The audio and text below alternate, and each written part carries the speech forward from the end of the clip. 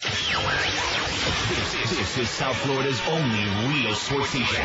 WQAM, Miami, Fort Lauderdale, a Beasley Broadcast Group station. And WQAM.com. World. Then he'll be taken off the PUP list, and he'll practice today. And we'll see what happens. You know, Jed Weaver will line up with the first group. But the thing that's happened because of Alonzo being out, it's really given Randy McMichael an opportunity in these first 5 practices, and now we're talking about him. We're saying, you know what, we got to make sure that this guy gets enough work with the good guys. Peace and quiet, and I don't need to listen to Barney Frank haranguing in my ear because I made a few bucks off a book I worked on. Hey there, coconut heads. It's me, Janet Boobs of Granite Reno, and I am hot, man. I am P.O.'d. Just plain old hacked off. What in the name of Sam Hill happened is what I want to know. First they had trouble with dangling chads. Now they got these touchscreen jobbies that don't work worth a crap. I think they got them from JetBlue. There's some of them old ones they used to play electronic poker on. I mean, heavens to Betsy, this is voting. It's serious. I know that after the recount, I will be the victor. Actually, let me clarify. I will still be Janet, but I'll also be Victor. Capiche? I got half a mind to get in my red Toyota 4x4 pickup and head down to Havana. I'll load up some locals and put this thing over the top.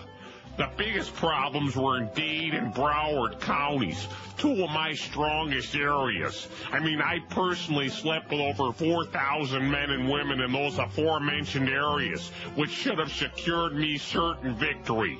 But instead, I gotta put a hold ski on my new victory party. Ah, hammers and nails, I'm freaking. Not to mention, in the middle of this whole mess of crap, one of my beans went bad on me. I'll bet you dollars to donuts that little bastard Ilian Gonzalez had something to do with this. Either that or that Dan Marino. I never bought into that whole isotoner glove dealy, Bab. You ain't heard the last from Janet Boobs at Granite Reno, Florida. You go, boy. It's 9:03 at 560 WQAM. Hey, happy Thursday to you. The sun is shining. Another great day. Oh! It is beautiful, baby. You know what they say on great days? What? That's what they say. Oh, I got some interesting stuff. Rumor yesterday on the Mad Dog Show about somebody's wife in the stands at the Dolphin game at PP Park on Sunday wearing a Jets cap. I don't want to mention any names. And embarrassing. And the other rumor that I'm hearing is that somebody, in spite of the fact, putting out a big front. See, even you would know that the Dolphin colors are aqua and orange. Even you know that. Of course. Because you've seen all that promotional crap. I was a Dolphins fan in 1972. Were you really? Sure. Bandwagon jumper? Bandwagon jumper. But at any rate, somebody, the rumor is somebody has their varicose veins painted green and white. Which last time I checked, those are the Jets colors. Yes. Even George knows that. What? Green and white. See, I guess most people assume that if you're like sitting down, behind a press box somewhere, or like behind anything, that people can't see your veins. But when you get out there on a golf course and you forget about that, and people realize that you got your varicose veins painted green and white, and then your wife is wearing a Jets cap in the stands, it doesn't paint a pity picture. Right, exactly. Couldn't have said it better myself. Here's a fax or a email that George got. Now, this is on your email. Correct. Okay. We don't want you to start passing around other people's emails again, because I don't have the energy to go through that 2 months of that crap again with Greg. I'll never do anything like that again. It says, this is written to George. I was just surfing the website and stumbled on the picture of Howard David. The piece he's wearing does indeed look like roadkill. Now I see what the fuss is all about. Oh. Well, we got a lot of heavy-duty stuff today, but let's get started right on a light note. Somebody faxes us this. It says, one day a teacher read the story Chicken Little to her class. She came to the part of the story where Chicken Little tried to warn the farmer. She read, and so Chicken Little went up to the farmer and said, The teacher paused and then asked the class, and what do you think the farmer said? And one little girl raised her hand and said, I think he said, Holy Schmidt, a talking chicken. That's older than you are, Mm-hmm. That's cute. Cute. Kind of cute. Our poll yesterday, speaking of cute, we had 846 votes on Smallville. That's pretty good. What's your take on the TV show Smallville? 619 people said take a hike. They don't watch it. 73.1%. But still, that leaves the other almost 30%. Lana flicks my bick. 72 desperately horny guys said that. That's 8.5%. I love it. And the show, too. 52 people said that. It's okay, 43. And listen, with this crowd, when they say it's okay, that means it must be okay. You know what I mean? It's okay. Don't tell me it's okay. You like that Well, it's not show. what I voted for. Oh. Anyway, 43 said, I hated it blows 38, which is a pretty small negative number for the sour pie that we got out there. And Tom Elling is God, 22, which means we just don't have any fags or women left listening anymore. Damn it. Here's today's poll question. See, I was going to save this for like a little bit later, but I better do it now because it's so goddamn complicated. Look at this, 2, 4, 6. There's 8 choices on here. Now, did you fax that to Eric? Sure did. Because we don't want to interrupt his brunch. It is the Thursday brunch day. We don't want to interrupt that. Up there in Orlando, I bet you they got some great places in Orlando, like for the old farts. Tourist trappy kind of places. Waffle House, that kind of stuff. No, I'm not talking about Waffle House. I'm talking like about, what's the place where the cafeteria place? Where the old farts eat. Morrison's? Morrison's is one of them, and then there's another one. There used to be that one called Duff's, where you'd have to gum everything. If you had a chance, here's the poll question today. If you had a chance to recast your 2000 vote for president today, what would you do? Now here's your 8 choices, okay? I'd vote the same for Gore. I'd vote the same for Bush. I'd vote the same for Nader. And by the way, we will track those people down, the one who say they would vote for Nader. I voted for Bush, but now I'd vote for Gore. I voted for Gore, but now I'd vote for Bush. Are you following this? Right. I voted for Nader, but now I'd vote for Gore. I voted for Nader, but now I'd vote for Bush, or I didn't vote in 2000. I can't see any other choices. No, that's it. I already faxed this to Eric, so you don't have to worry about my reading it real slow, but I will read it again for the audience, because some of them are a little bit slow, if you catch my drift, especially this early in the morning. If you had a chance to recast your 2000 vote for president today, what would you do? I'd vote the same for Gore. I'd vote the same for Bush. I'd vote the same for Nader. I voted for Bush, but now I'd vote for Gore. I voted for Gore, but now I'd vote for Bush. I voted for Nader, but now I'd vote for Gore.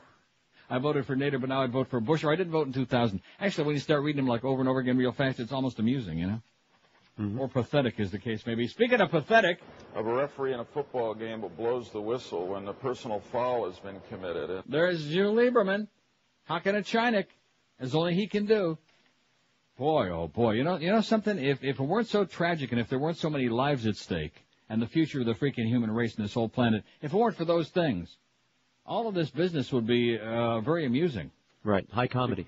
Because this is a cast of really tragic characters. It's a cast of sad, hallucinatory idiots. Speaking of idiots, Justin's loose lips sink pure image. SYNC, of course. Hey, and Justin, don't close the door on your way out. Bye. Justin Timberlake has confirmed what many have long suspected about his relationship with Britney Spears. Pop music's biggest couple got it on, reports the New York Daily News. Oh, so early in the morning. You know something? In fact, Eric may drop one of those breakfast burritos, the supersized ones. He may drop it right on his shoe. Although I don't imagine he's wearing any shoes. Do you think so? Probably not. Are you? No. Well, why the hell should he wear shoes when nobody's around, nobody's looking? And of course, I'm home. sure that his Japanese wife is big nut on wearing shoes. Aren't the Japanese a little bit into that, like leaving your shoes at the door? Correct. Tuesday morning when the Instinct Singers, in fact, some Japanese restaurants, I think, have that thing where you can, like, leave your shoes. Yeah, I think that's a bad idea in a public situation. It all depends on how bad your feet smell. That's the point. Yeah, but when you're eating some of that Japanese, some of that sushi, who the hell would know the difference? Oh, trust me. It might actually improve the aroma. No. I can't imagine eating sushi. Good sushi I don't like stink. fish to begin with. I just can't imagine eating something that's kind of like looking back at me. You Good know? sushi smells like nothing. It's kind of like a Rick Riley meal, you know, like back at you. It's just that eye is staring back at. Oh. Tuesday morning when Instinct Singers stopped by the New York radio station Hot 97, the station's morning DJ, Troy Terrain, a.k.a. Star, promised he'd play Timberlake's new single, Like I Love You, 30 times a week if he'd tell just one secret, which was, Star asked Tinkerbell if he ever shared a certain bedroom intimacy with ex-girlfriend Spears. After much hemming and hawing and like that, Timberlake broke down. I don't know what that means, broke down like in cried broke down or just broke down and finally spit it out. I did it, Timberlake said. I'm dirty. I'm so much damn trouble, man. I'm going to get calls from my mother. No word yet on Britney's reaction. Meanwhile, Timberlake will write, produce, and serve as spokesman for the public service radio and TV ads on behalf of recording artists, actors, and athletes against drunk driving, RAD. We know MAD, now we got RAD, recording artists, actors, and athletes against drunk driving. His new duties arrive in the aftermath of the September 9 death caused by an allegedly drunken truck driver. Remember that? Yes. Of one of his fans, Anna White, 21, while she was waiting for a glimpse of the singer outside a Southern California radio station. Hey, Anna. Bye, bye, bye! Bad move, sweetheart. Bad move. We feel real bad about it, but a bad move on your part. Speaking of bad moves, poor OJ can't catch a break, you know it? All the time. You see he's in the news again? Mm-hmm. O.J. Simpson contests speeding ticket in Manatee boating zone. Poor O.J. O.J. Simpson pleaded innocent to a charge that he sped through a Manatee zone in a powerboat, his attorney said yesterday. Simpson was driving a 30-foot powerboat near Miami's downtown area when he was stopped by Officer Jason Lundy of the Florida Fish and Wildlife Conservation Commission on July 4th. Lundy issued the 55-year-old former football star a ticket for creating a wake in a Manatee zone, the equivalent of a speeding ticket, Simpson lawyer Yale Galanter said. Galanter said Simpson's ex-girlfriend, Christy Prody, and another couple were on board the boat. Boy, I'd sure like to know who that was, huh? You don't think it could have been Screw Ann and Roy! Lundy said he only saw Simpson and Prody on the boat. A Fish and Wildlife Conservation Commission spokesman didn't immediately return a phone call. Simpson chose to plead innocent rather than pay the $65 fine, Galanter said. The plea, however, was filed 5 days after Simpson was issued an affidavit of noncompliance by Judge Martin Shapiro for failing to appear for a September 12th arraignment. Galanter said Simpson was not required to appear in court on that date. He said the ticket was issued based on a subjective call by the officer. This is a bone of contention between Marine Patrol and boaters, Galanter said. My own boat creates a wake when it's at idle speed. Galanter scoffed at the media's constant scrutiny of Simpson since he was acquitted of murder charges in the 94 slayings of his wife, Nicole Simpson Brown, and her friend Ronald Goldman. The guy just can't get a break, Galanter said. Isn't that what I just said? That's what you just said. You can't catch a break. A civil jury, well, we know about that. He continues to maintain his innocence, and nobody with a brain believes him. You done it, O.J., okay, you murdering prick. And, of course, the reason they keep hassling him is because we want him out. We want him out of town. When in doubt, move his black ass out, okay? And why did Time magazine make him so black, you know? You think there was something racial involved in that? Uh-huh. Could be. 12 minutes after 9 at 560 WQAM. There's never been a better time, a smarter time to buy you a new home or refinance that existing home. How about this amazingly low rate of only 3.95%? That's correct. Financial Group can offer you an unprecedented 3.95% by picking up the phone and calling Financial Group at their toll-free number, 1-800-940-LEND. That's 1-800-940-5363. The money you're going to save is incredible, unbelievable. Think about it. You can get a $100,000 loan for only $450 a month or a $200,000 loan for only $950 a month. The process is simple, and you'll save yourself thousands of dollars each year. Just pick up the phone and call our good friends at the Financial Group, our pallies, at 1-800-940-LEND. There's never been a better, never been a smarter time to get yourself a low interest rate. So call Financial Group and you'll be on your way to saving a lot of cash. Financial Group is an equal housing lender. Credit restrictions do apply and rates are subject to change, so call them now, toll free, 1-800-940-LEND. That's 1-800-940-5363. Live and local. This is Sports Radio 560. QAM. Side with Corbett. Whoa, it's a little tough to just double Wayne now. Yeah. So he gives us a threat underneath, and then we have Kevin Swain outside and Lavernius Coles. That's four pretty good receivers. Four pretty good wide receivers, and Santana just gives us a weapon that you just can't find. You know, he's so quick and has incredible hands. We need to get him on the field. That's something we just have to do. Well, you always sound enthusiastic, and it sounds like you're real excited about this team. I've really enjoyed it, Hank. This is I like Herman Edwards a lot. I like our owner. I have a great deal of respect for Terry Bradway, our general manager, and Mike Tannenbaum.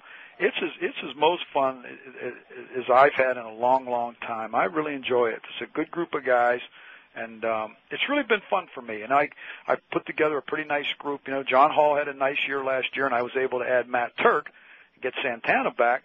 I'm looking forward to it.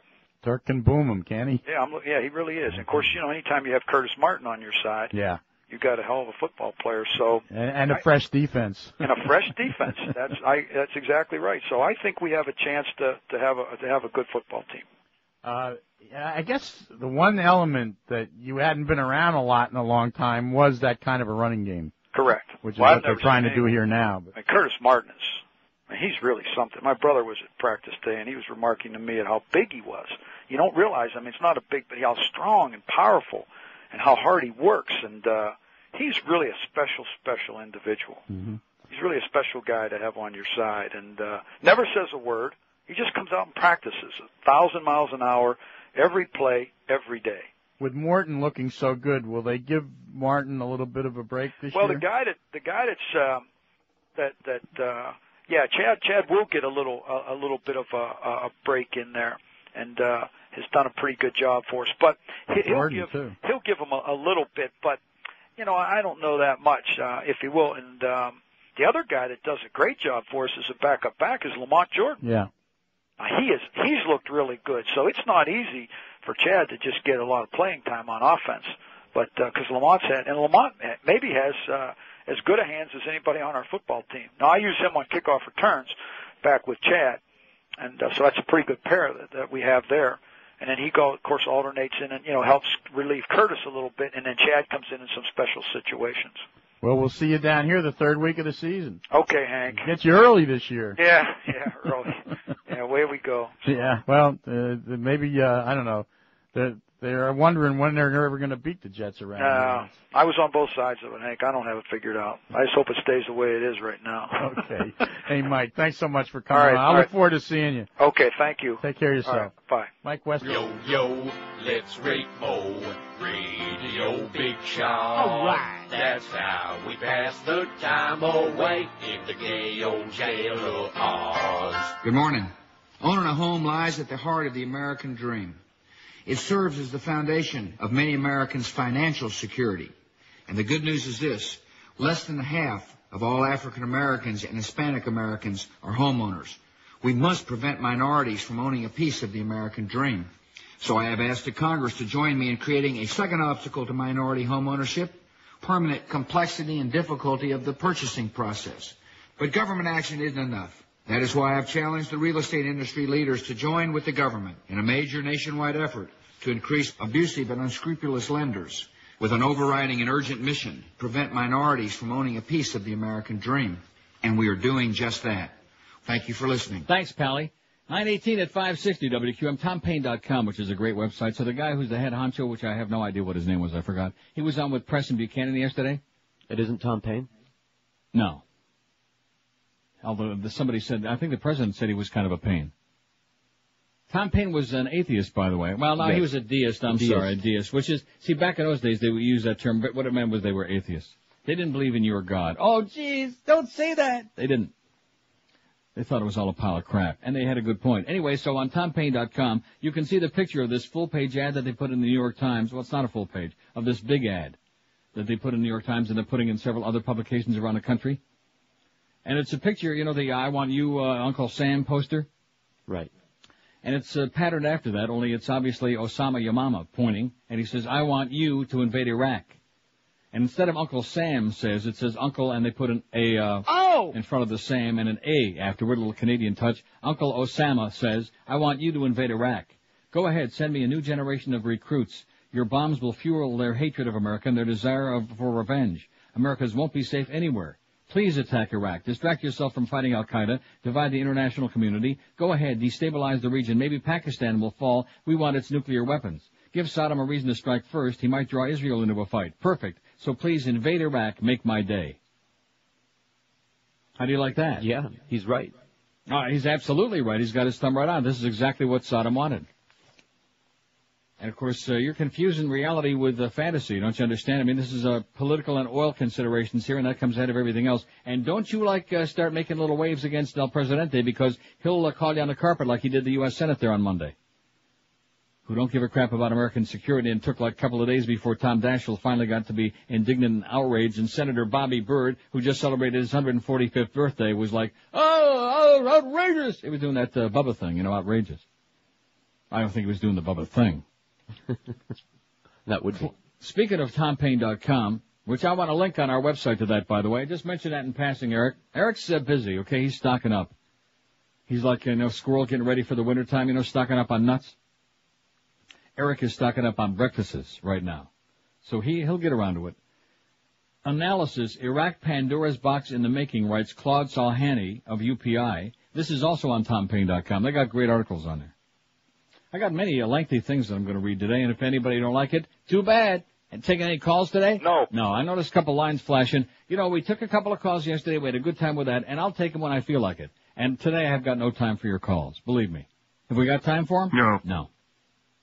I mean, we got time for like a little of that, but not time for calls. Anyway, Claude Salhani writes on UPI, a number of Arab diplomats and Middle East observers are increasingly worried that a U.S. assault on Iraq meant to oust Saddam Hussein could degenerate into an expanded and generalized Middle East conflict. Presenting what several called a worst-case scenario, Arab diplomats and Middle East specialists, speaking not for attribution, voiced concern that a possible American war in Iraq could open a Pandora's box that would swiftly drag the entire region to open warfare.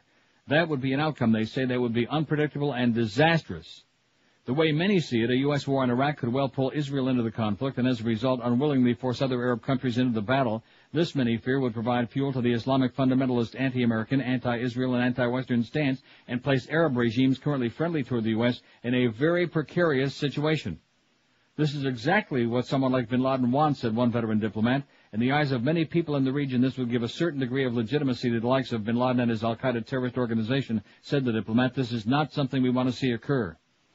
In the aftermath of the terrible events of 9/11-2001, an American-led invasion of Iraq is likely to anger young people in the already explosive Arab Islamic world, which instead of preventing future terrorist attacks would only be adding fuel to the already ardent Mideast fire.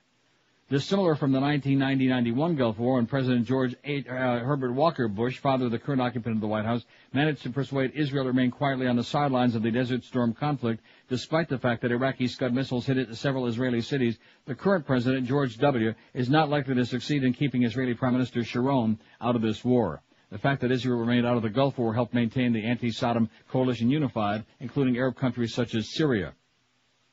The difference today, according to a number of Arab diplomats, is that Sharon would be more than eager to jump into a renewed conflict with Iraq in order to prove to the U.S. that Israel remains their only true ally in the region. This would help convince American lawmakers and the general public of the importance of maintaining future American support for Israel. Such a move by Israel, in their view, would be especially vital if or when the Middle East peace talks on the future of Palestine were ever to resume.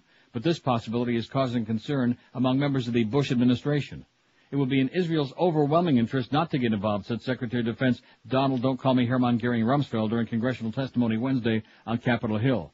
Israel's support of the U.S. in a war in Iraq, the Arab diplomats pointed out, would be even more meaningful if America's European allies, with the possible exception of Britain, chose not to participate in the U.S. invasion of Iraq. Already, Russia, France, China, and Arab nations are saying that Iraq's decision to allow the return of weapons inspectors is reason enough to fend off more severe action for the time being. Furthermore, several Arab observers told UPI that they believe Bush would attack Iraq regardless of whether Saddam allows international inspectors back into the country to search for weapons of mass destruction.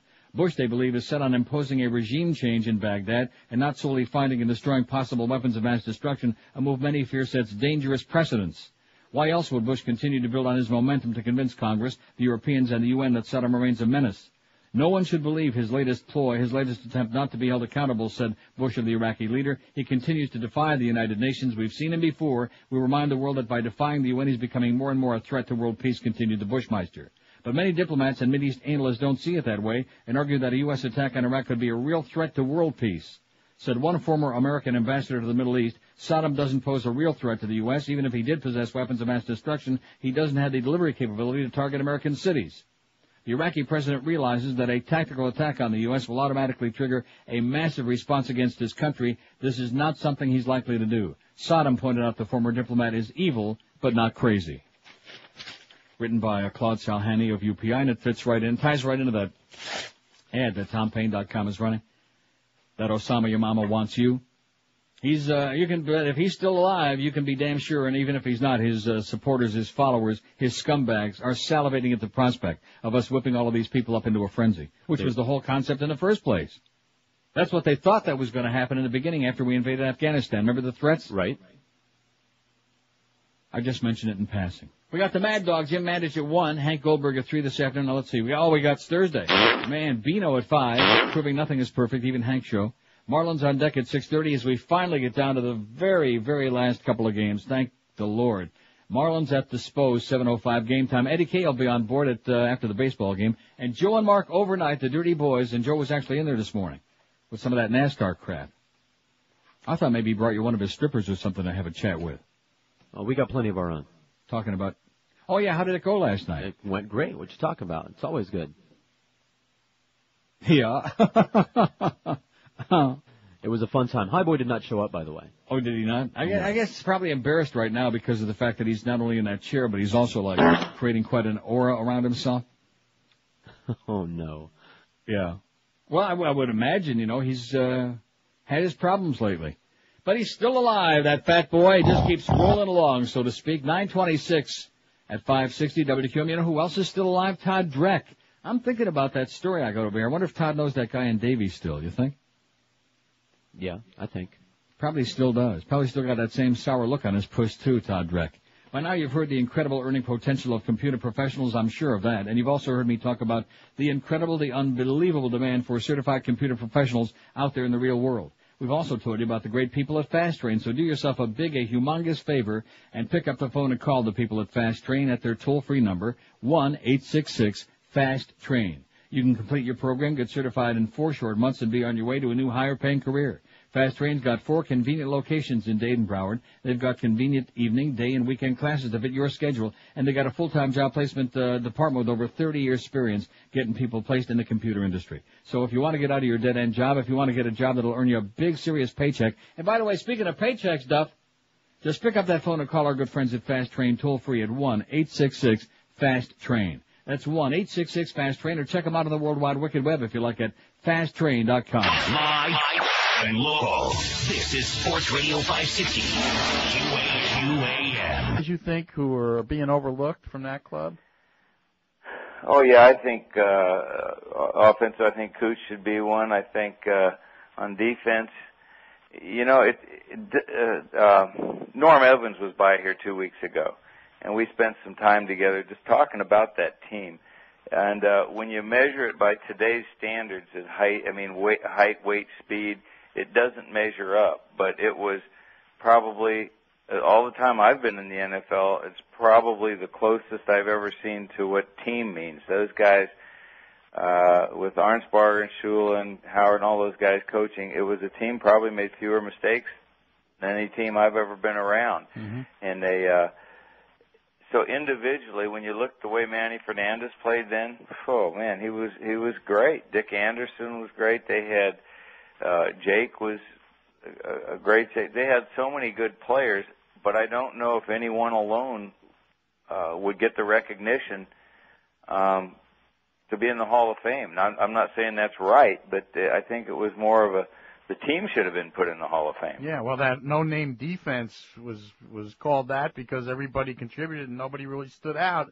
When I say that, that doesn't mean they couldn't play. They just all played well together. Yeah, Bob Matheson. I mean, you go up and down the list of players over there, and they did such a great job. And you had Tim Foley and Lloyd Mumford. I had all these guys, and they were really good players. But oh gosh.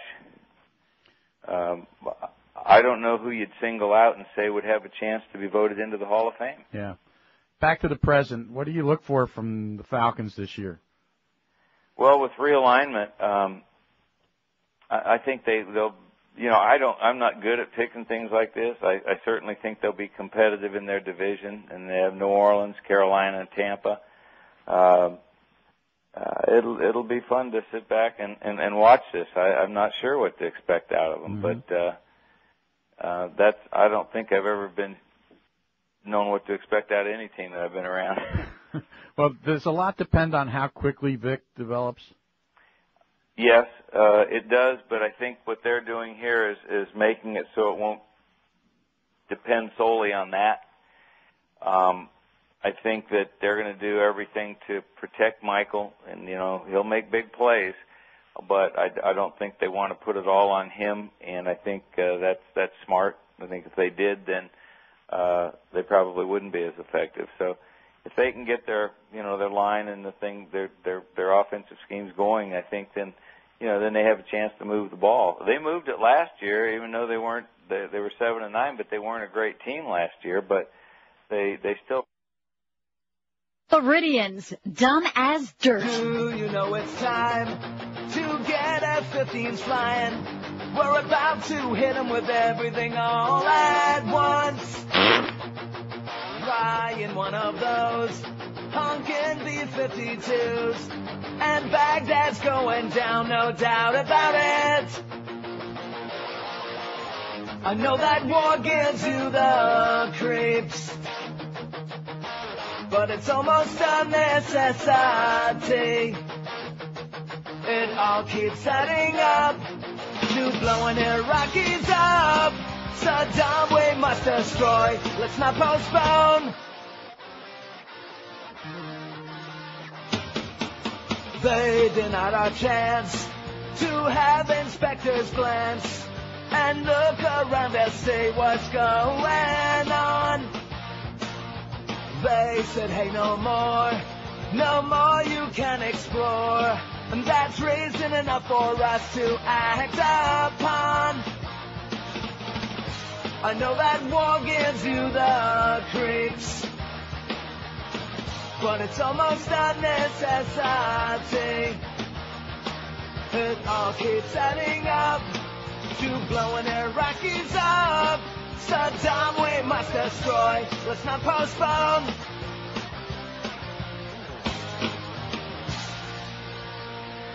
.931 at 560 WQM. Happy Thursday to you. Alleged bum fights video makers arrested in California. What a bummer. San Diego, 2 men who allegedly paid street people to fight each other as part of the internet video sensation bum fights have been arrested in San Diego, police said Tuesday. The arrest of Vegas resident Zachary Bubeck, 24, and Ryan Edward McPherson, 19, followed a 3-month probe by the La Mesa Police Department into the bum fights tapes, Lieutenant Raul Garcia said. La Mesa is a suburb of San Diego. Bubeck surrendered on Monday, and detectives arrested McPherson in La Mesa 2 weeks ago, Garcia said. Police said they were still looking for 2 other Las Vegas residents, as well as others who may have been involved in the production of bum fights.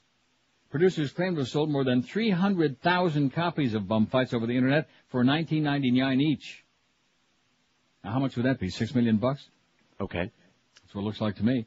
Bum Fights Volume 1, touted by its producers as the fastest-selling independent video featuring drunks and crackheads, shows bedraggled men engaging in fistfights and acts of self-abuse, such as running headlong into steel doors and leaping off bridges. Police say the Bum Fights producers persuaded street people to fight for the camera in exchange for cash payments, food, liquor, and hotel rooms, but warned the participants not to tell authorities about the remuneration. One person broke his leg during a taping session in La Mesa, and producers threatened another witness in the case, police said. Bubeck and McPherson were charged with conspiracy, solicitation of a felony crime, and illegally paying people to fight. They were due in court October 10 for a preliminary hearing. What's wrong with bum fights? Nothing. They need the money. Isn't it entertainment? I mean, they may not be, maybe it's because they're not members of the union. Could that be it? They're not members of AFTRA? Because Don King isn't their manager. At any rate, yeah, he could get his figure in it. Maybe we'll get Jesse Jackson involved in that too, okay, after he gets done with that movie, which we'll get in later if we have time. I mean, and Al Sharpton's in on that too. Oh, you notice that? Sure. It's a thing. This is one of the, although there seem to be more and more of these stories. Maybe we just never heard about these before, just like the kids being abducted. Pennsylvania teen dies in Florida hospital. A severely malnourished teen who authorities said was starved by his mother and stepfather died yesterday, 4 days after he was found wandering a Florida town weighing 62 pounds. On Saturday, 18-year-old Chester Lee Miller knocked on a stranger's door in Milton, Florida. You know where Milton is? No. It's up by, what's that place? Bradenton? No, where the bird was from. What the hell's that Yahoo place? Lakeland? Lakeland, something in that area, I think. Anyway, it doesn't make any difference where it is. He knocked on a stranger's door in Milton, asked if he could take a shower and rest. The woman gave him a sandwich and something to drink, then phoned for help. The 5'3" teenager told police his stepfather in Hazleton, Pennsylvania, had put him on a bus to Florida and told him to go look for his real dad. Miller's mother and stepfather, Lyda Miller, 37, and Paul Hoffman Sr., 38, were charged in Pennsylvania with aggravated assault and recklessly endangering another person. Hazleton Police Chief Edward Harry said investigators plan to charge the couple with homicide. Excellent. At a hearing Tuesday, Hoffman said he was on disability for mental illness and that he was deeply sorry for his actions. I have no idea why I did it, he told the judge. Janice Goodman said the boy arrived on her doorstep Saturday with sunken eyes, barely able to stand. She said he'd been turned away from the home of an uncle in the nearby town of Baghdad. That's without an H. Oh. He looked like a Holocaust victim, she said. I felt worried for his safety. I felt as though he was going to die right there. Officials in Milton said they didn't know how long the teen was there before he was hospitalized. He said he'd been here maybe a week, but he wasn't sure. He was so malnourished we weren't sure how clear his mind was, Detective Mike Doherty said Tuesday. Investigators said he told Goodman his parents had been very mean to him. Prosecutors said the boy's mother and stepfather confined him to one room, beat him every day, fed him only scraps, and didn't let him out of the house to go to school or see friends. 2 other children living in the couple's home were removed into state custody when the couple was charged. They appeared to be in good health, officials said. Investigators believe that the neglect started in May. Harry said the couple admitted abusing the boy but didn't explain why. The couple didn't yet have attorneys. The family lived in downtown Hazelden, a small city 80 miles north of Philadelphia. Miller's grandma lived in an apartment across the hall. His cousin Clifford Ships, Jr., 22, said the teen seemed healthy and weighed at least 110 pounds when he last saw him about 6 weeks ago. And now, he's dead. That's tragic. Hey, that new poll is in the works on there. See, it's a long one. It's a big one. It's a big project, and Eric is working on it, which we thank him profusely because he's sacrificing a lot of calories to do that. Although when you have that many choices on the poll, probably like work off a lot of calories, typing in all those choices, wouldn't you think? You'd think. No. Robert Shear, who I notice now has his own website. Do you see that? RobertShear.com. That's it. Syndicated columnist who's written many, many great columns. He's excellent. He's on top of it.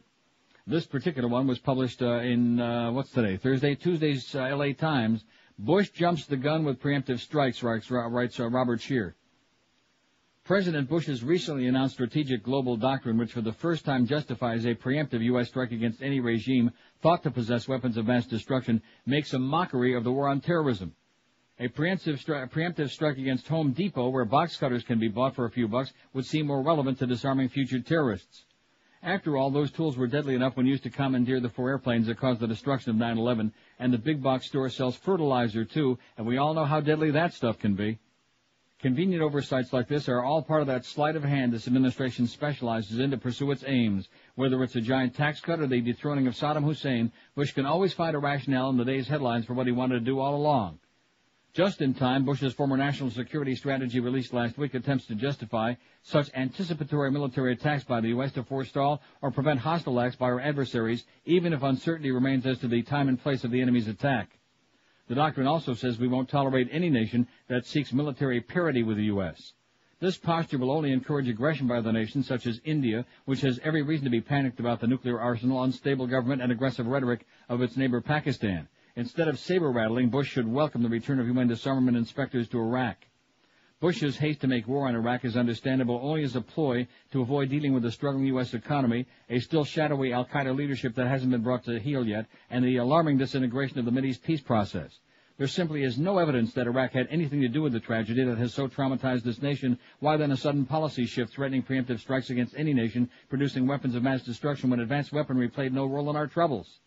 Weapons of mass destruction are certainly a threat to the world, but for all the talk of smallpox, the apparently homebred anthrax attacks, and Hussein's own use of nerve gas on Kurdish children, the true weapons of mass destruction that threaten human existence are nuclear. Or is that nuclear? Don't start. Yet the U.S. is still opposed to the abolishment of nuclear weapons, and this administration has even beefed up efforts to refine and develop our massive H-bomb arsenal at a time when an alarming number of nations have nuclear weapons, and Iraq's wobbly nuke programs is not yet on that list. It ill behooves the nation that has dropped nuclear bombs on civilians to continue to treat them as acceptable military weapons. The Bush administration's continued emphasis on developing a Star Wars missile defense system basically endorses a nuclear warfighting strategy. Instead of renouncing nuclear weapons as inherently barbaric, as we've done with chemical and biological weapons, this administration is making a shambles of the anti-ballistic missile and other arms control treaties so we can make better nukes. If there's an area in which Bush is truly tutored, it's not on the subject of grammar, but rather on the historical risk of moral hubris. Consequently, his administration's answer to all criticisms of his aggressive unilateralism is that the U.S. is unique, empowered to engage in a unique American internationalism, formerly known as imperialism. The man seems simply incapable of countenancing the notion that this nation can ever do wrong. This was the assumption of imperial emperors throughout history, who took it for granted they were improving the lot of their colonies. We have only to look at the untenable map of the Mideast imposed by France and Britain to see that this was patently untrue. Good intentions are often the most damaging, and history teaches us to beware the firepower of the angels of death, for they're never restrained by uncertainty of purpose. In this way, the Bush Doctrine is a supremely dangerous cocktail, an explosive blend of the arrogance of our uniquely powerful post-Cold War military strength, laced with a mind-numbing fear of box-cutter-wielding maniacs. Writes Robert Shear on his website today and in Tuesday's L.A. Times. I guess I better vote during the break on that poll, huh? Oh, it's up? It's up. The poll looks like it's, at least on my page it is, on the home page. I guess There it he is. wants me to... It's there. There it is. There it is. You see it? That's it. There it is. 20 till 10 at 560 WQM. Take good care of your feet. Remember that song by Bobby V, Take Good Care of Your Feet? No. Yeah, good care of my baby feet. New Balance of South Florida will take good care of them because they'll hook them up with some really fantastic walking shoes and running shoes and cross-training and cross-dressing shoes. If you need shoes for weightlifting, any of your other activities, this is the place to find them. New Balance. They're unbelievable, including those shoes that I'm wearing with those Velcro straps for lazy, fat old people like me. They're sensational and comfortable and give you lots and lots of support. And when you go into New Balance, they still do the same old deal, man. They haven't changed. They still want to make sure you get a perfect fit, and the only way to do that is to measure it, to see how long it is, how wide it is. They grab a hold of it, and your foot too. And you can be guaranteed you're going to have the size in there, too, that you're looking for, because they got them all from size infants up to size 20. So even if you got gigantic, humongous feet like the lovely Tom Welling, they'll still get you into whatever you want. New Balance of South Florida. They got style, sizes, and widths of shoes you can only find before in catalogs or by mail order. So make a run over to New Balance of South Florida. You'll find them in 3 locations right now and a 4th coming mighty soon. They're in the Aventura Mall. They're in Pinecrest in Boca Town Center. And coming in November to their brand new location in prestigious Palm Beach Gardens. If your feet could thank you, they'd kiss you right on the puss for schlepping them over 2 New Balance shoes. Live and local. This is 560. The radio's all yours now. QAM. God.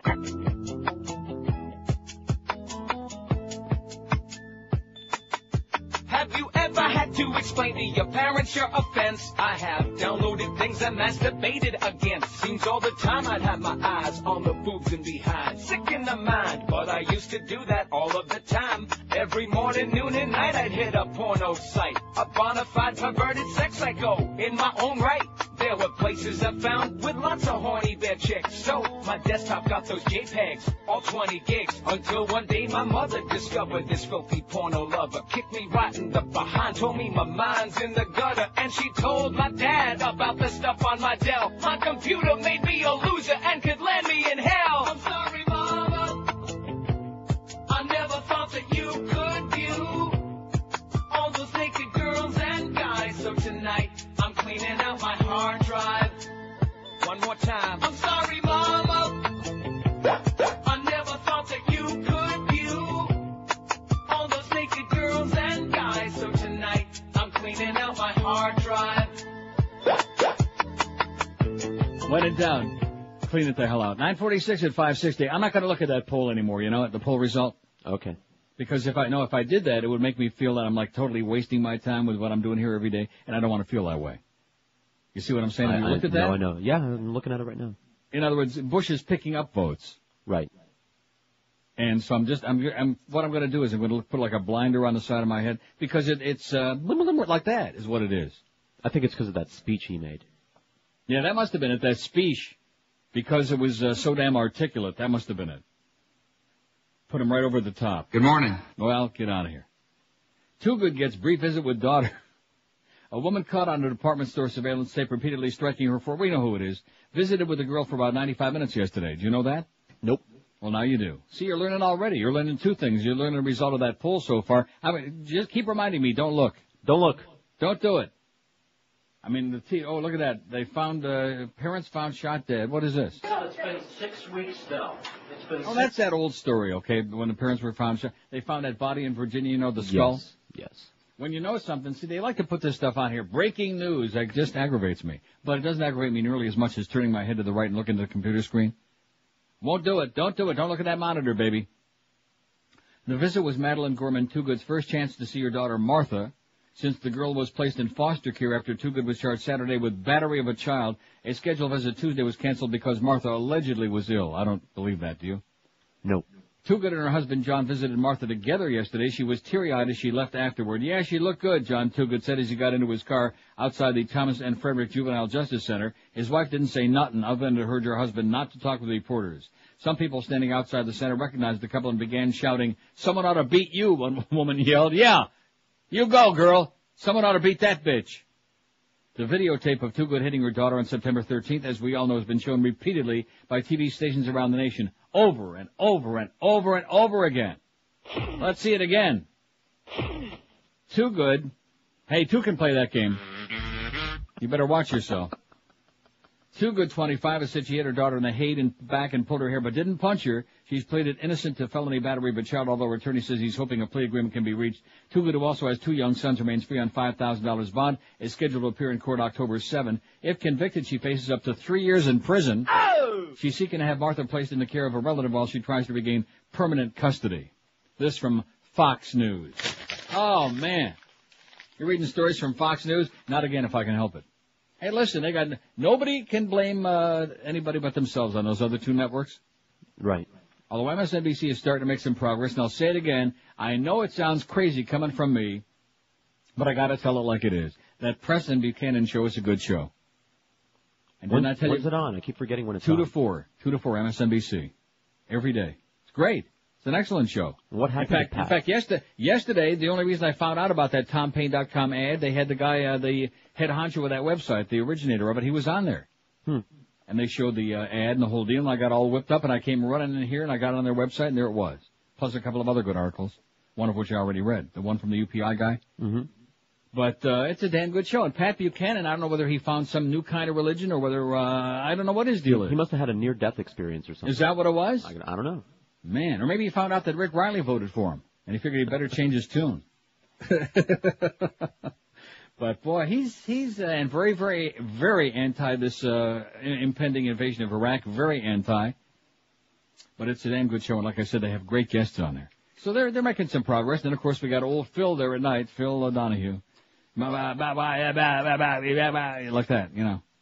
He just fumbles and bumbles too much. I guess that might have been kind of in an annoying way, kind of like the charm of his act like 30 years ago, you know, back in the 70s when he was I don't so remember big. him fumbling and bumbling so much. But now he just can't get a straight question out. He has to keep you know. Come on, Phil. Let's see. Anybody Gore pick anybody up over here or not? No. One. And the Nader people, I vote the same for Nader. See, that's what really gets me. That's what gets me is you Nader assholes out there. They're the ones that turned the election. Plus the fact that it was fixed. But beside that, Nader's Raiders. Boy, did they accomplish anything? No. Did they get him? No. Squat is what they got him. Now, this is an editorial from the Las Vegas Review-Journal, which is actually a pretty crappy little paper. But they have good editorials. Now, see, the reason they don't need to have a good paper in Vegas is, let's face it, when you're in Vegas, you're not going to be sitting around reading the newspaper. No. Now, the only reason I've read it is every once in a while, like that place that used to be in the Stardust, which is not there anymore, I guess. The one where it's like the American Graffitis type place, that the diner, Ralph's Diner. Okay. You were ever into Ralph's? No, you wouldn't have been there. Nope. You weren't there long enough. Nope. Ralph's Diner was a great place, and I'm not saying the food was great. It was kind of greasy, but it was like a greasy spoon kind of diner, like throwback to the olden days. And once in a while, I'd be eating in there. Maybe I'd go by myself, get up real early, go to breakfast. And I can't eat without reading in a restaurant. Okay. Every day when I leave here, I go out and I get the Star and the Sun. Not necessarily in that order. The Sun and the Star, Toronto papers. And I go wherever I'm going to go eat. And even if I'm going to come back here and make my lunch here, I'm reading papers while I'm eating. Now, you're not really supposed to do that, they say. Why not? That's what makes people fat. I don't know. Who the hell knows? You're supposed to just sit there and eat and concentrate on the food, and you'll feel like more satisfied. I have no idea. Seems to me like a classic waste of time. Sure. I'm sitting there having a bowl of matzo ball soup or something. I want to be reading the Toronto Sun. I want to read about how the Leafs blew a 2-goal lead in the last minute and a half of a meaningless exhibition game here last night against Buffalo. Eh? Tom Fitzgerald had 2 goals, by the way. Oh! I just mentioned that in passing. Oh, don't talk hockey. You'll get the old man upset again. He'll be giving away more prizes to Jack Thompson or Coral Gables on the air again at the end of his show if you don't calm down. Okay. At least the Bush, this is the editorial from the Vegas Review-Journal. At least the Bush administration is consistent, faced with separate new state laws in which in a number of states allow medical patients to use marijuana on a doctor's recommendation, and which in Oregon allow doctors to provide, not administer, life-ending drugs to terminally ill patients. The Bush administration says no and no. No. And no. Dying patients not only have to live in pain, they have to live a really long time in pain, no matter what the degree of anguish. In San Francisco on Monday, U.S. Attorney General John Ashcroft's Justice Department renewed its campaign to have Oregon's 4-year-old Death with Dignity Act thrown out, asking the U.S. Appeals Court to strip participating Oregon doctors of their right to practice medicine or even to charge them criminally. This from an administration, mind you, which campaigned on a promise that the GOP would do better than the meddling Democrats when it came to respecting the 10th Amendment rights of the several states to decide their own course on such matters in which the federal Constitution grants the central government no power to meddle in the first place. Under the Oregon law, overwhelmingly approved by voters there in 1994 and again in 1997, patients who are given less than 6 months to live are allowed to request a lethal dose of drugs only if 2 doctors confirm the diagnosis and judge the patient mentally competent to make his or her own decisions. Oregon has reported that at least 91 patients have used the option since Governor John Kitzhaber, a physician, signed the law in 1998. According to the federal logic, however, the lethal prescriptions can be banned on the grounds that they do not constitute medications under the Controlled Substances Act, but this gets the logic of limited government precisely backwards. If the Oregon lethal doses aren't medications, the federal government has no grounds to ban or control them any more than it can jail doctors for advising their patients to drink more than orange juice on the theory that orange juice is not a recognized medication. What does it mean to insist Americans still live in a free country if we don't even retain title to our own lives and bodies, if those who are sound of mind are to be forced to live in their final days in agony and physical humiliation just so no government bureaucrat will ever be forced to confront the sobering fact that their lives belong to us individually rather than to the omnipotent state?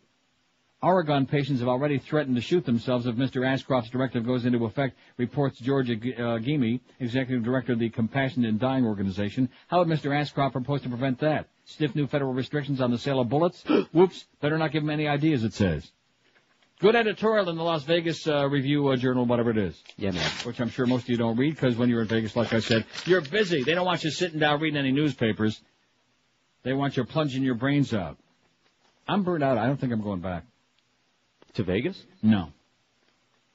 I just am burned out. There's just no point. It's like, if I want to just hand somebody a basket full of money, I can just, hey, here you go. Here's a few grand, yeah? No, I didn't say you. Oh. I'm talking about somebody who's really destitute. Carlos. Yeah, he's on the payroll, baby, which means someday he might get paid.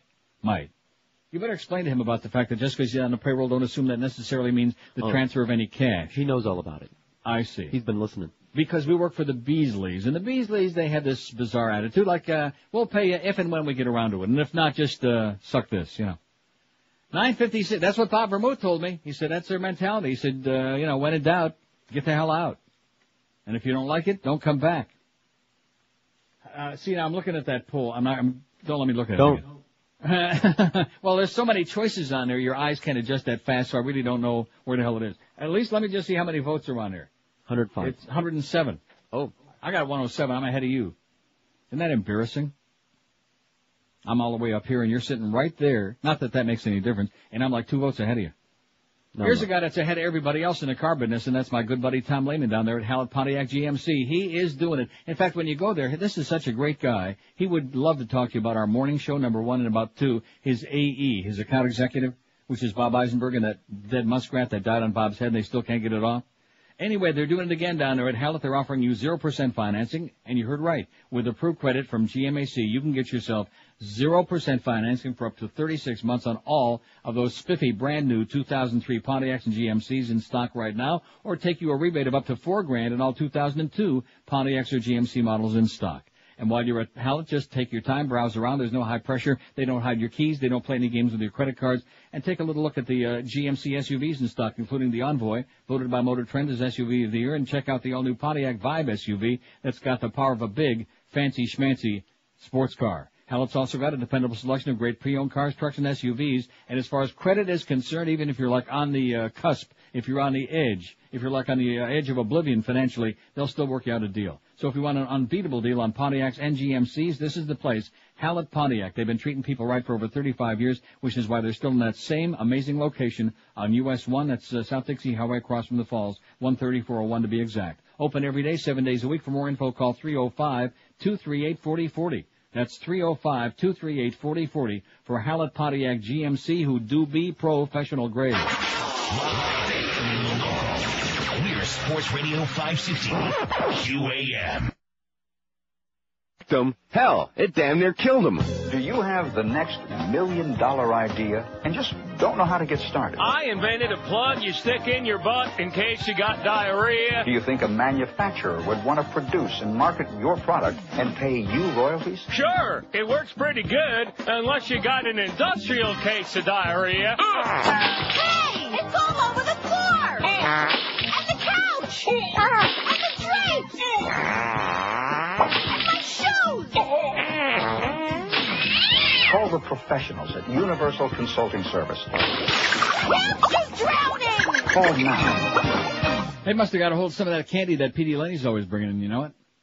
Sorbitol drops. 10 o'clock at 560 WQAM. Oh! Man, what a beautiful day. This is perfect. I think I'm going to, just hang out outside. I'm going to leave right now, go downstairs, go outside, and just stand out there and soak in the sun, soak in the rays, you know it? All right, you better put something on before you leave. Now, let me just see. 58 right now. See, it looks beautiful, but it's a little on the chilly side yet. Going to make 75 today. And then Monday supposedly is going to be back up to like 77. But in the interim, the party's over as far as the real warm temperatures up here. So I won't be able to rub it in quite so much. I'm looking at our poll. We got 127 votes. And then I'm putting my hand over my eyes real quick. Yeah, maybe put some tape over the screen there. Oh. We asked today if you had a chance to recast your 2000 vote for president, what would you do? What you be doing, huh? I'd vote the same for Gore, 67. I'd vote the same for Bush, 28. I didn't vote in 2013. I voted for Gore, but now I'd vote for Bush, 12. Oi! I voted for Bush, but now I'd vote for Gore, 3. I voted for Nader, and I would vote the same, 3. I voted for Nader, but I'd vote for Gore now, 1. And I voted for Nader, but now I'd vote for Bush, none, 0. So you take that 12 minus 4, 8. So Bush picked up 8 votes. You see what I'm saying? Yeah, see how no, this thing works? You understand he picked up a net of 8 on all of this. So how many did he win by? Like 527 he won Florida by? Something Which like was, that. of course, what turned the election. I think that was it, 500 and some odd. So now he's at like 535. And he better save some of these because his son might need them. What are you laughing about?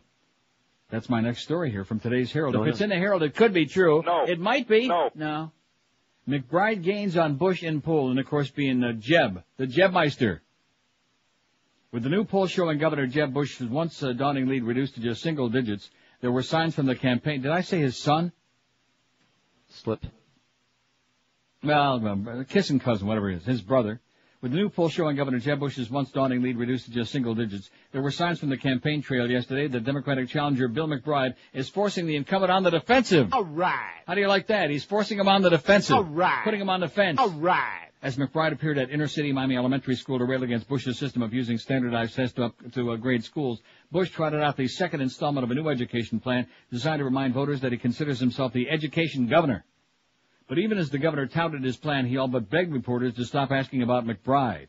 Any other questions about our proposal, he asked during a press conference at Orlando Airport Terminal? And they looked at him and thought, terminal. The new survey by Mason-Dixon Polling and Research shows that McBride is close to within 6 percentage points of Bush, 49 to 43%, after a 31-point edge that Bush had over the then-unknown Tampa lawyer in the same poll back in February. How do you like that? Just 6 points and dropping like a rock. The tighter margin illustrates I shouldn't have said rock. That's a bad term to use when you're talking about Jeb Bush's family. No. Well, sometimes they find a rock in your shoe, when you've been walking in that mountainous terrain, although we don't have any mountains in Florida. Maybe it's just some sand in the shoe. Or maybe una spina. The tighter margin Nothing. The tighter margin illustrates the change, solo una spina, illustrates the dynamics of a governor's race that for months has been considered Bush's to lose. But even as McBride inches closer to the president's brother, Wednesday showed that the newly crowned Democratic nominee has got work to do, building his image in his party's traditional stronghold of South Florida. Hey, all you South Floridians out there that voted for Janet Reno, this guy may be kind of a little bit of a yahoo from Tampa, but he ain't Jeb Bush, okay? Just keep that in mind on November 5th when you go in record-breaking numbers, especially all you dark-complected people. Remember what Jeb Bush tried to do to you, okay? And remember that his brother is still whipping up that Back to Africa program. See, instead of the PTA, now we got the BTA, Back to Africa.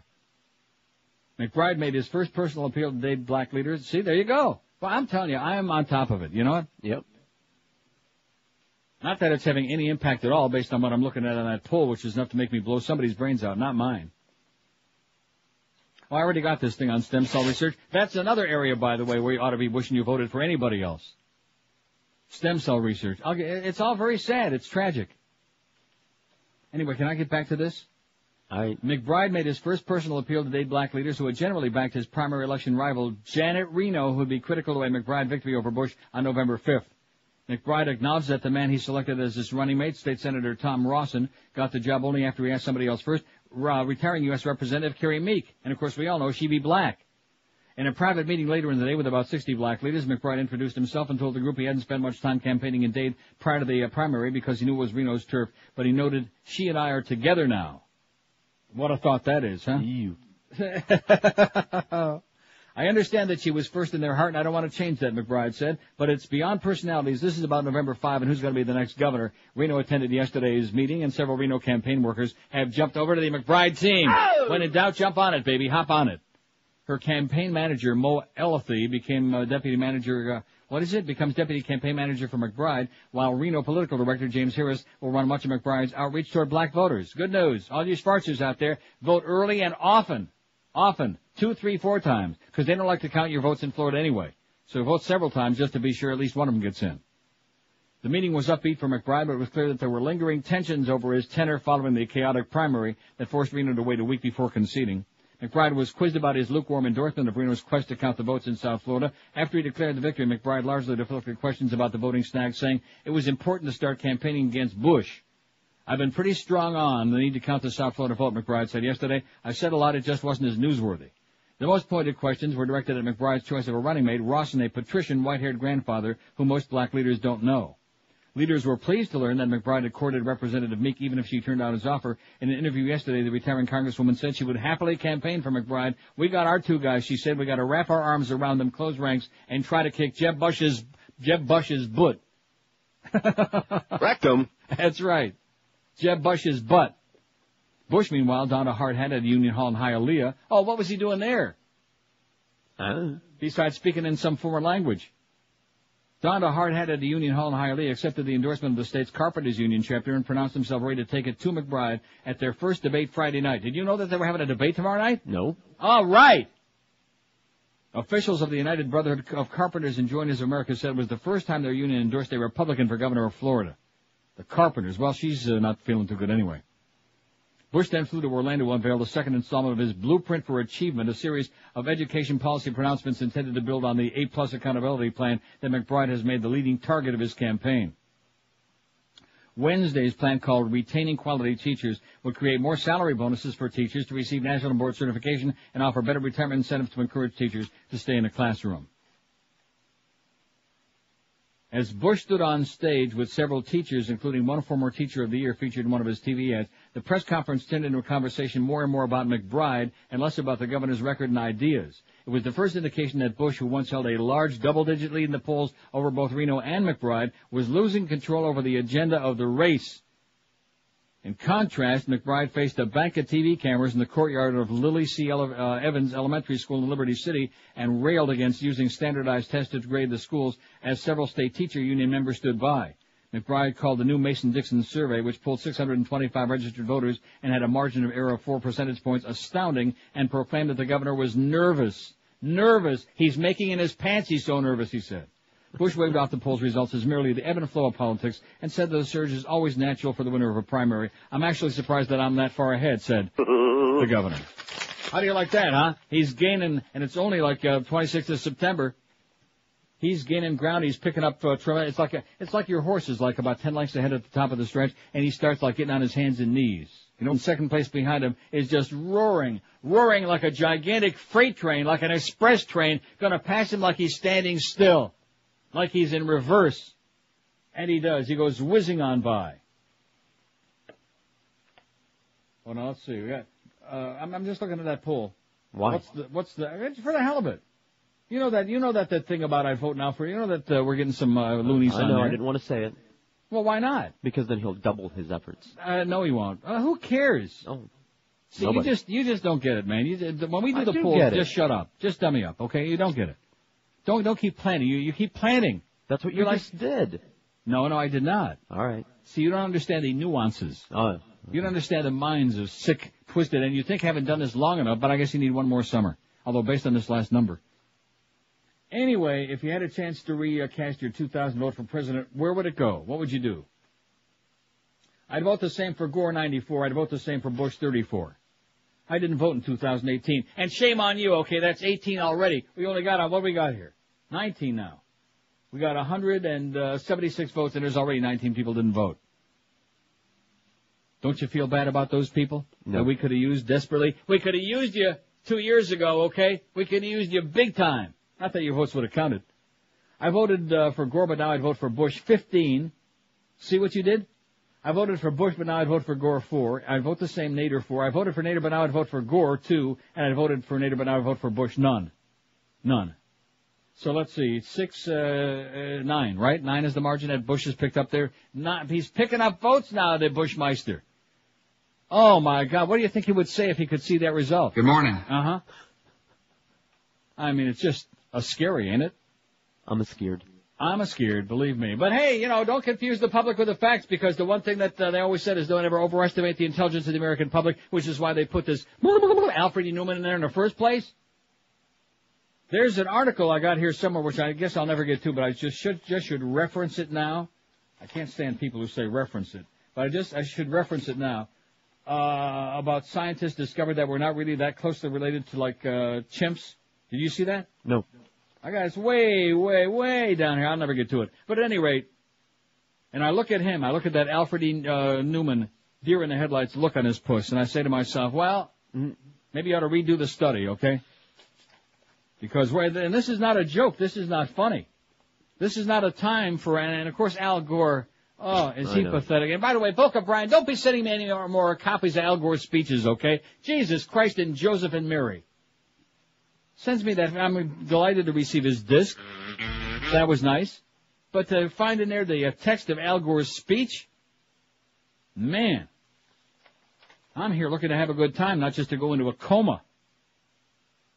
If I want to go into a coma, I'll listen next time that Hank is out there one day. You know who's going to be on for him. No. I don't want to say it. Yeah, I just don't understand it. But that's the American public out there. And, of course, they're so emotional. And you see the poll. They're being manipulated just like you see those strings in The Godfather in the beginning, the puppets on the string. That's how the public is manipulated. Get them all whipped up, get them all emotional. And like Karl Rove said, you don't start marketing a new product in August because everybody's on vacation. It's the dog days. You wait till after Labor Day. And then, of course, when you got the anniversary of 9/11 to capitalize on and whip up the flags and get that orange alert on there and get everybody duly patriotic and, we got to get all hysterical now and we got to go in there because something has changed. Has anything changed? No. Is Saddam more threatening today than he was 6 months ago? No. A year ago? No. And even with that impassioned bunch of bullcrap by Tony Blair the other day, which I have no respect left for him, probably too much spotted dick, that's his problem. And there's still nothing there. Nothing new. Same old crap. Same old song and a dance. What am I getting excited about, huh? I don't know. I should just... Right. 10:13 at 560 WQAM. With your busy lifestyle, you need all the stuff you can pop in your body to stay healthy. And here's something you can pop right in your old mouth, and it's Oleomed. It's a super new product. More and more people are buying it. More and more people are using it. It contains pharmaceutical-grade olive oil along with lots of other fantastic stuff in that little teeny tiny capsule. And by the way, these aren't horse pills. These are easy to swallow. Along with the olive oil, there's vitamins, minerals, and herbals, and they've concocted a separate product to aim at each different part of your health. They have one for your heart, there's one to lower your blood pressure, one for your cholesterol, one designed to help your prostate, one for your circulatory system, there's one for your digestive and endocrine system, one for your skin and bones, and even one for your mind, all using the benefits of the purest and finest olive oil that you'll find anywheres, and Oleomed makes products to help men and ladies as well. I don't think we have any ladies anymore, by the way. 2 or 3. Nah, we have, 1 or 2. It's an outstanding new product. If you'd like to pick some up, you can do so at Whole Food Markets, Walgreens, Sedano's, and Navarro Pharmacies, or get more information about Oleomed before you buy it, if you like, by calling their toll-free number, 1-866-OLEOMED. That's 1-866-OLEOMED, and you can order it on their website, too. Just go online and check out OleomedAmerica.com. Live and local. This is Sports Radio 560 QAM. Analingus and psychiatry brought us to this.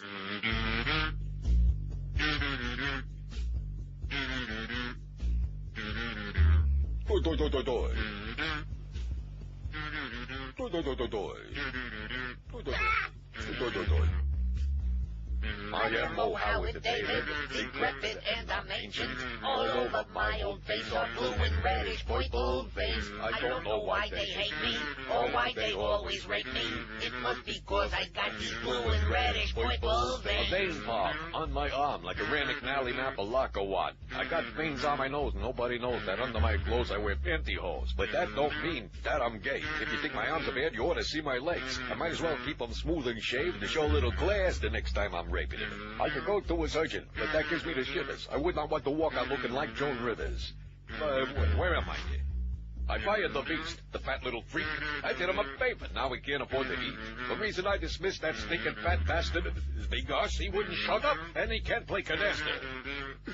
Hey, somebody talking over there? Nobody talks when I rap. I rap, then you talk. Hey, look at me. I'm hip. I ain't no square. I'm a ding-dong daddy, man. I'm really dead. I fire anyone I want. I don't care. Especially if they make me flip my wig made of smelly green hair. I got fired myself. It even happens to the greats. Westwood once said, you get out of here or else we break your legs. So now I sit by the pool. Life's as good as it gets. With my paladin cocktail, placing bets on the Jets. In paradise. Paradise. I don't kiss nobody's ass in paradise.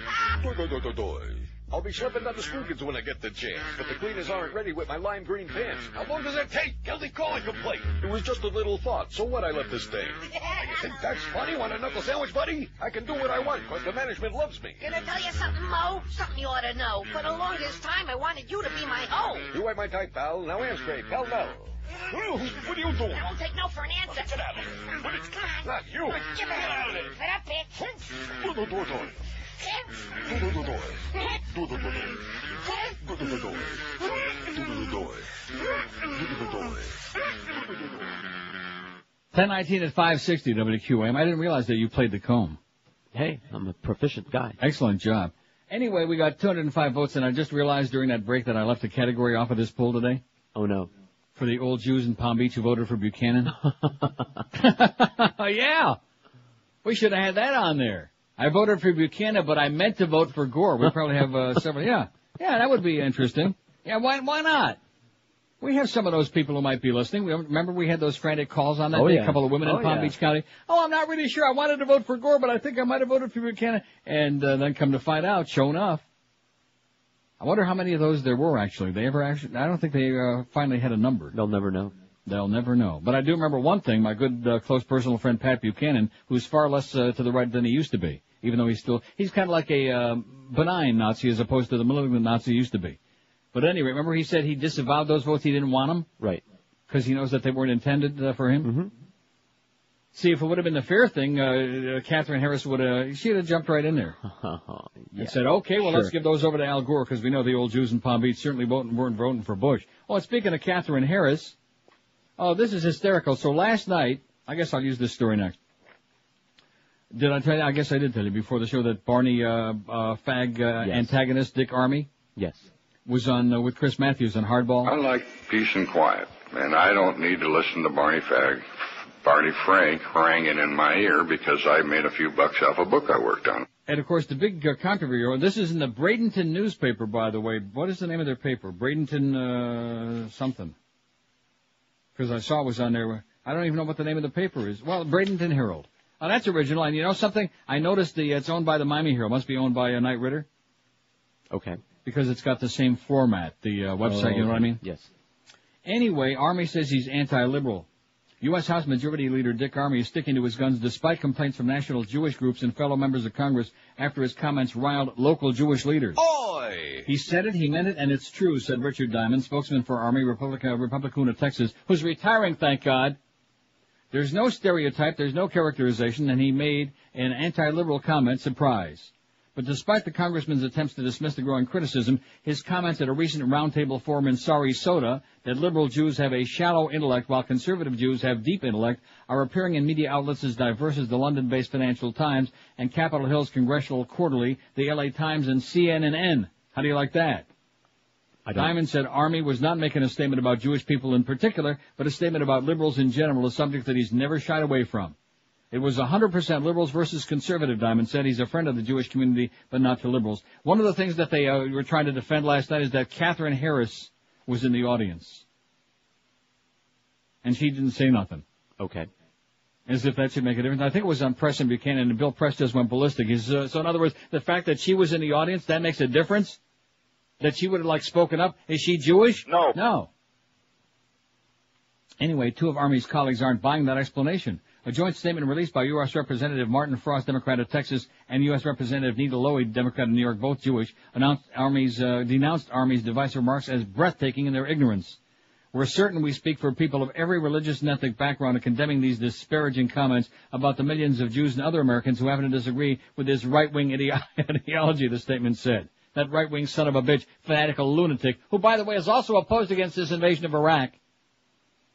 The Anti-Defamation League has criticized Army, though the league stopped short of accusing him of being anti-Semitic. They just said he was anti-Semantic, I guess. The forward starts. No, that's the president is anti-Semantic. The National Jewish Democratic Council was less guarded in its response, saying Army defames Jewish people by calling them shallow. Army's stereotyping statements are ignorant, but much more importantly, they're divisive, said Ira Foreman, the council's executive director. Army's office called the criticism transparent.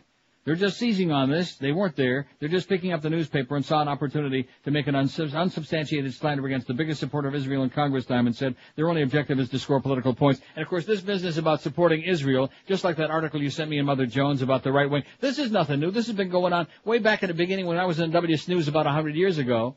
When Jerry Falwell and that whole movement of these evangelical Christians were starting, and there was Barbara Studley, this right-wing phony bitch on there that they had propped up to run for political office, and every night on her pathetic show that preceded mine, I just love Israel, the Jewish people, I love them, I love. Anybody remember that? Oh, God. Huh? I bet you remember that, some of you longtime chronic listeners. Barbara Studley, the Jewish people, I love them, I love them, I love Israel. Because they were planning to run her for office, and they were sucking up to the old Jews. Which, thank the Lord, she never did wind up running for anything. Although she did some interesting things in that kitchen in that station, but nevertheless. Oh, Senator Hill, how's Senator Hill? Just calm down, Barbara. Calm down. So that whole business about the right-wing Christians, and their love for Israel, it's only for one reason. And that's because they can't wait for Armageddon. I mean, if I tell you how much I love you, but it's only because I hope you're going to die pretty soon, that's probably not that's not a ringing endorsement. Crazy religionists who love Israel. And, of course, the Jews, a lot of these Zionists, come on board, and that's why they had that big love affair with Jerry Falwell and every other right-wing goy that came down the pike, because, they loved Israel. But the problem is they loved it for the wrong reason. Assholes. God, people are so freaking stupid, so shallow. They're as shallow as a goddamn wading pond. You know what I'm talking about? What are you talking about? I'm talking about people who maybe the most intelligent thing that they could say would be like that. If they could, blurt it out. Don't get yourself all worked up again, okay? Don't, go back into the past. Time is rolling along, Just take those paychecks if and when they ever show up. If and when. Keep that in mind, Carlos. Well, you can always, use the money like a fantasy thing in your mind, Well, if I actually had that money, I could pay this bill, I could do that, yeah. Like Monopoly money. Right. Green stamps. Now, let's see. Let me take a look at this poll here. 17 to 7 is 10. Mine is 9. He's picked up 9 and the net of 9 Bush. Can you believe that? No. That is scary. So in other words, no matter what the hell I say on this show, no matter how many brilliant articles I read, how many brilliant comments any of us make, forget about it. Don't confuse them with the facts. They're all goose-stepping, baby. Go into this war. We want to have this debate. We don't want to get it over with and off the agenda. So you're saying that for the Democrats, this could be a political opportunity, the same thing that they're accusing the Republicans of doing, of using this war as a political opportunity. They're all a bunch of political whores, honey. Get with it. God, is she stupid. What is her name, Darren Kagan? I don't know. 1026. I'm getting the digital cable in here so I can watch MSNBC. I'm getting that in this room, too, even though it'll cost me more money. Because I can't handle CNN. It's certainly not news. Is there anybody out there who's not playing at VIPSportsbook.com? Then get with it. A lot of ads are out there these days, but you need to do some research before you plunk down your hard-earned money at some unstable third-world sportsbook, like maybe in Georgia or somewhere. Let's help you out. VIPSportsbook.com is the only book that is unanimously endorsed by the industry watchdogs, unanimous meaning each and every one of them. They're Dutch-based, which means they're A-OK, and they smoke a lot of weed, and one of the first online sportsbooks, too. So if you want to go on a roll of a lifetime, you want to be with the best sportsbook going, and that's VIPSportsbook.com. The football season is in full swing. Patriots are going to kick the crap. Who the hell are they playing this weekend? Nobody knows. Who are the Patriots playing this weekend, Carlos? I'm going to find out for you. Dolphins are playing in Kansas City and going to get their ass beat, but who the hell are the Patriots playing? Anyway, the football season is in full swing. Heard the Hurricanes are playing Edison High. So you need to be with the best sportsbook in the world, VIPSportsbook.com. Open an account online, get you a 15% cash sign-up bonus, too. And did I mention this time that they've got the highest parlay odds in the world, up to 2,000-1? And they do. So get over to VIPSportsbook.com, play the book with class, call 866-VIP-BETS. Oh, San Diego, by the way. Thank you, San Diego. Just dawned on me. 866-VIP-BET. So what are you waiting for? Go to VIPSportsbook.com and get that 15% cash bonus. Sign up right now. VIPSportsbook.com, where you be the VIP. Live and local. We're Sports Radio 560 QAM. You fudge packing? Good evening, my fellow Americans. I was not elected to serve your interests. Together we will address some of society's deepest problems. Vice President Gore and his family. I have something else to ask you, to ask every American. I ask for you to party. I know Americans want parties, and it will be a foundation of my administration. I'm optimistic that we can party, and I will give it my all. Thank you very much, and God bless America. Party. 10:32 at 560 WQAM. Happy Thursday, too. We got the Mad Dog at 1, Hank at 3, Hank with Bino, 5 to 6. And then the Marlins stuff, Marlins at Dispose. Boy, it's, sorry. And speaking of Marlins, wow, I don't want to mention any names of people that have, like, painted their varicose veins white and green, allegedly. But, wow, talk about turning. Talk about being a front-running phony. Baseball blows and nobody cares about them and they suck and blah, blah, it's all football. Man, isn't this the same guy that was going on hysterically about you don't want to lose your baseball team and they got a wonderful, exciting young team and everybody should go out there and support them and we got to get some people involved in it, blah, blah, blah, blah. We're already 2,000 ahead of the 1,500 we had last night. Brother. Pretty sad if you ask me. But, what, you know, then again, what the hell do I know? You know what I'm saying? There's only one thing I know. Yo, let's rate O. Anyway, moving right along. Suspected Al-Qaeda camp scene in Iran. In Iran. That's with an N? Right. Or as some of the politicians would say, Iran. U.S. intelligence has detected a suspected Al-Qaeda training camp in a remote area of eastern Iran along the border with Afghanistan, sources told NBC News. Overhead imagery shows what appears to be a training camp complete with a terrorist obstacle course and a rifle range, much like those Al-Qaeda used in Afghanistan to train for assassinations.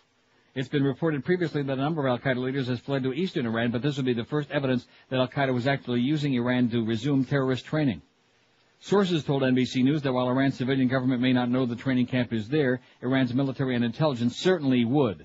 There was no word yesterday on possible U.S. efforts to deal with the suspected Al-Qaeda camp.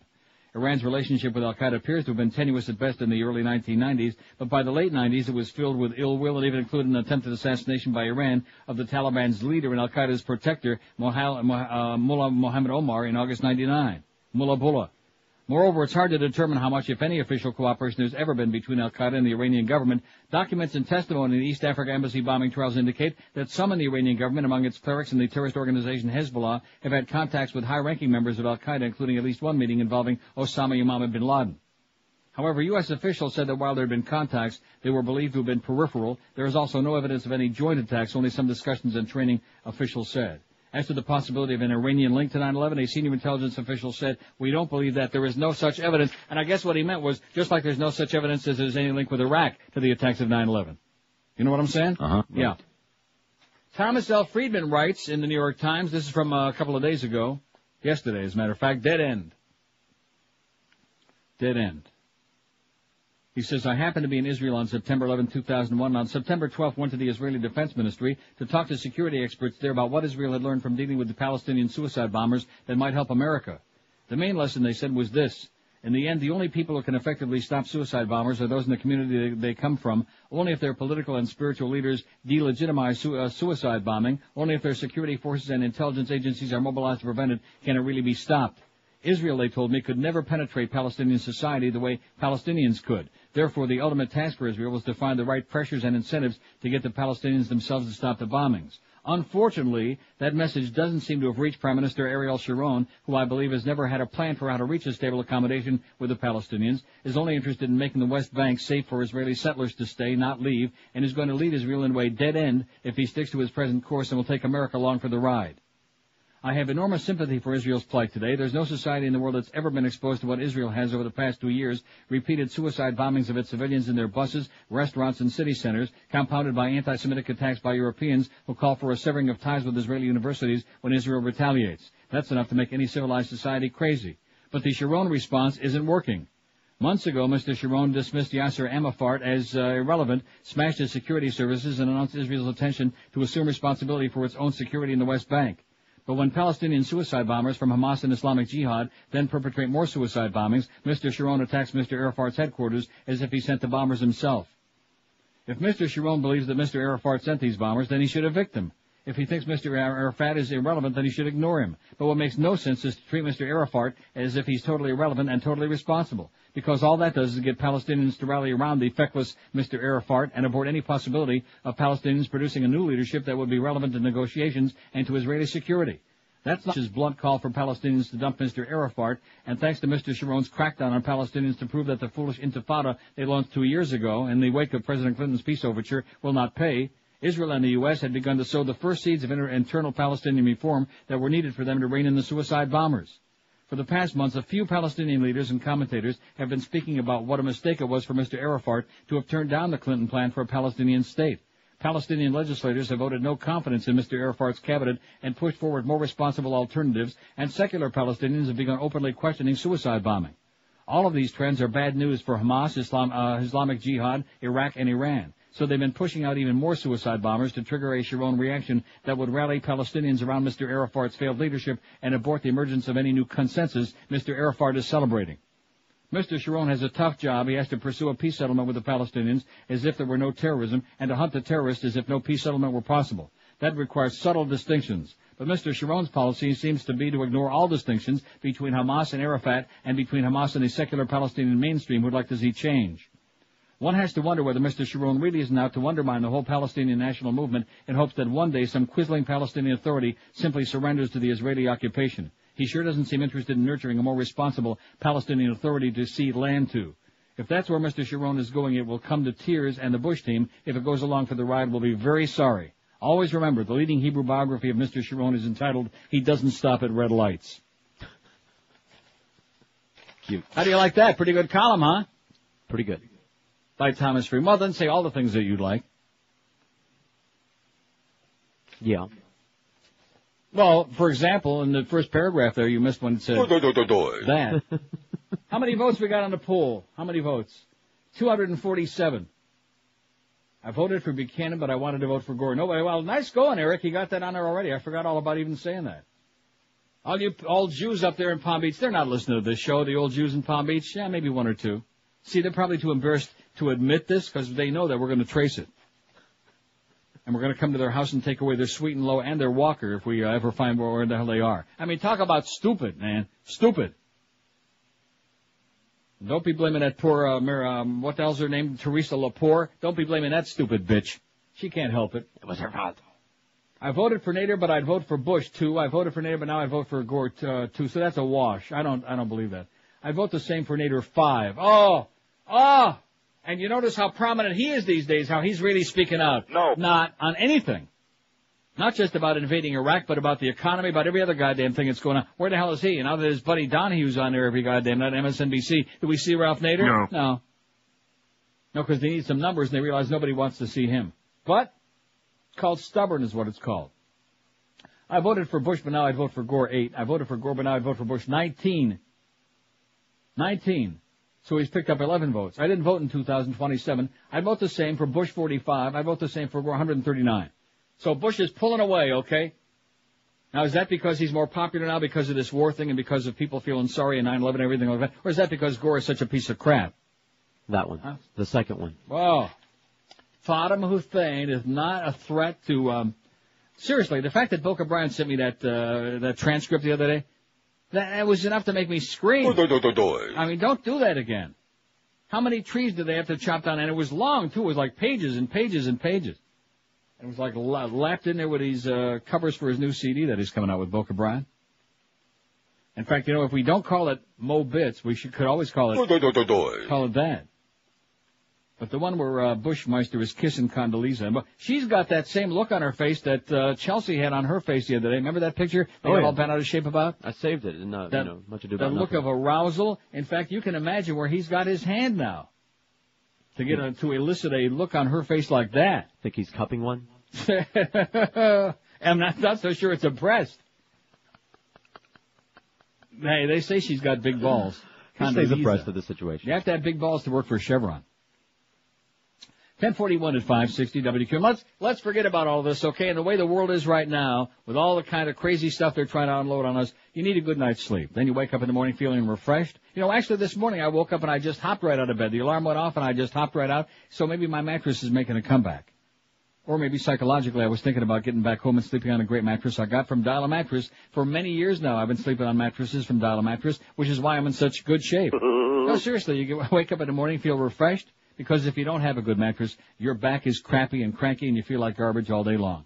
So if the old mattress has had it, get you the great new mattress you're looking for, the easy, the inexpensive way by making one easy phone call. 1-800-MATTRESS. Just that one call. Don't leave the house. Don't go running around. Don't go comparison shopping. It's a waste of time. They got the best mattresses in the world. Serta, Sealy, Simmons, and King Coil. And as far as delivery is concerned, unbeatable. Within a couple of hours after you call, they can be there knocking on your door or any 2-hour window that's convenient for you any day, 7 days a week when you're going to be home. And they also give you that unbeatable 30-day in-home comfort trial to try the new mattress out. And they give you exceptionally low everyday prices. And they don't give you the old bait and switch either. In other words, exactly the mattress you're looking for in the brand name. They got it for you, ready for immediate delivery. So if you want to get your back into great shape, call Dial a Mattress right now. You'll be sleeping in real comfort right away. Call 1-800-MATTRESS. 1-800-MATTRES, or check them out on that wicked World Wide Web if you like. It's easy. Just go to amattress.com. Live and local. This is Sports Radio 560.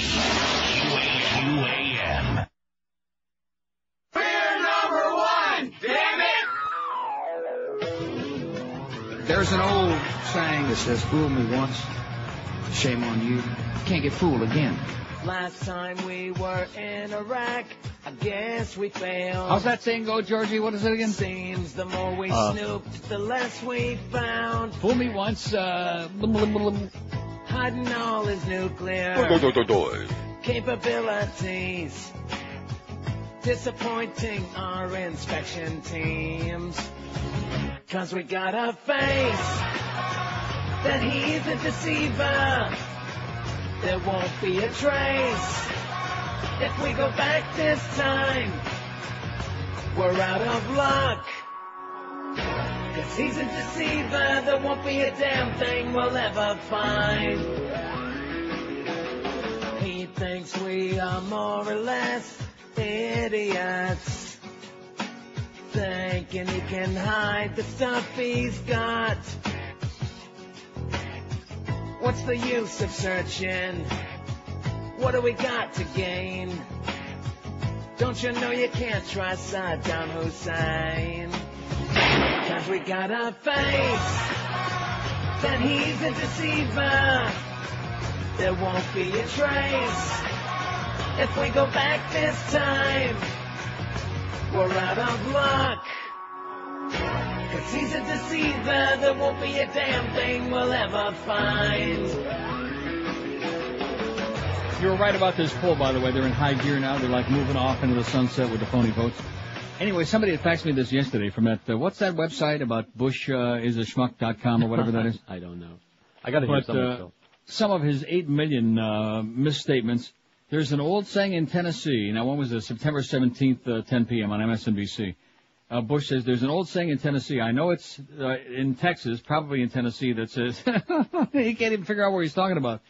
That says, fool me once, 3-second pause. Shame on, 4-second pause. Shame on you, 6-second pause. Fool me, can't get fooled again.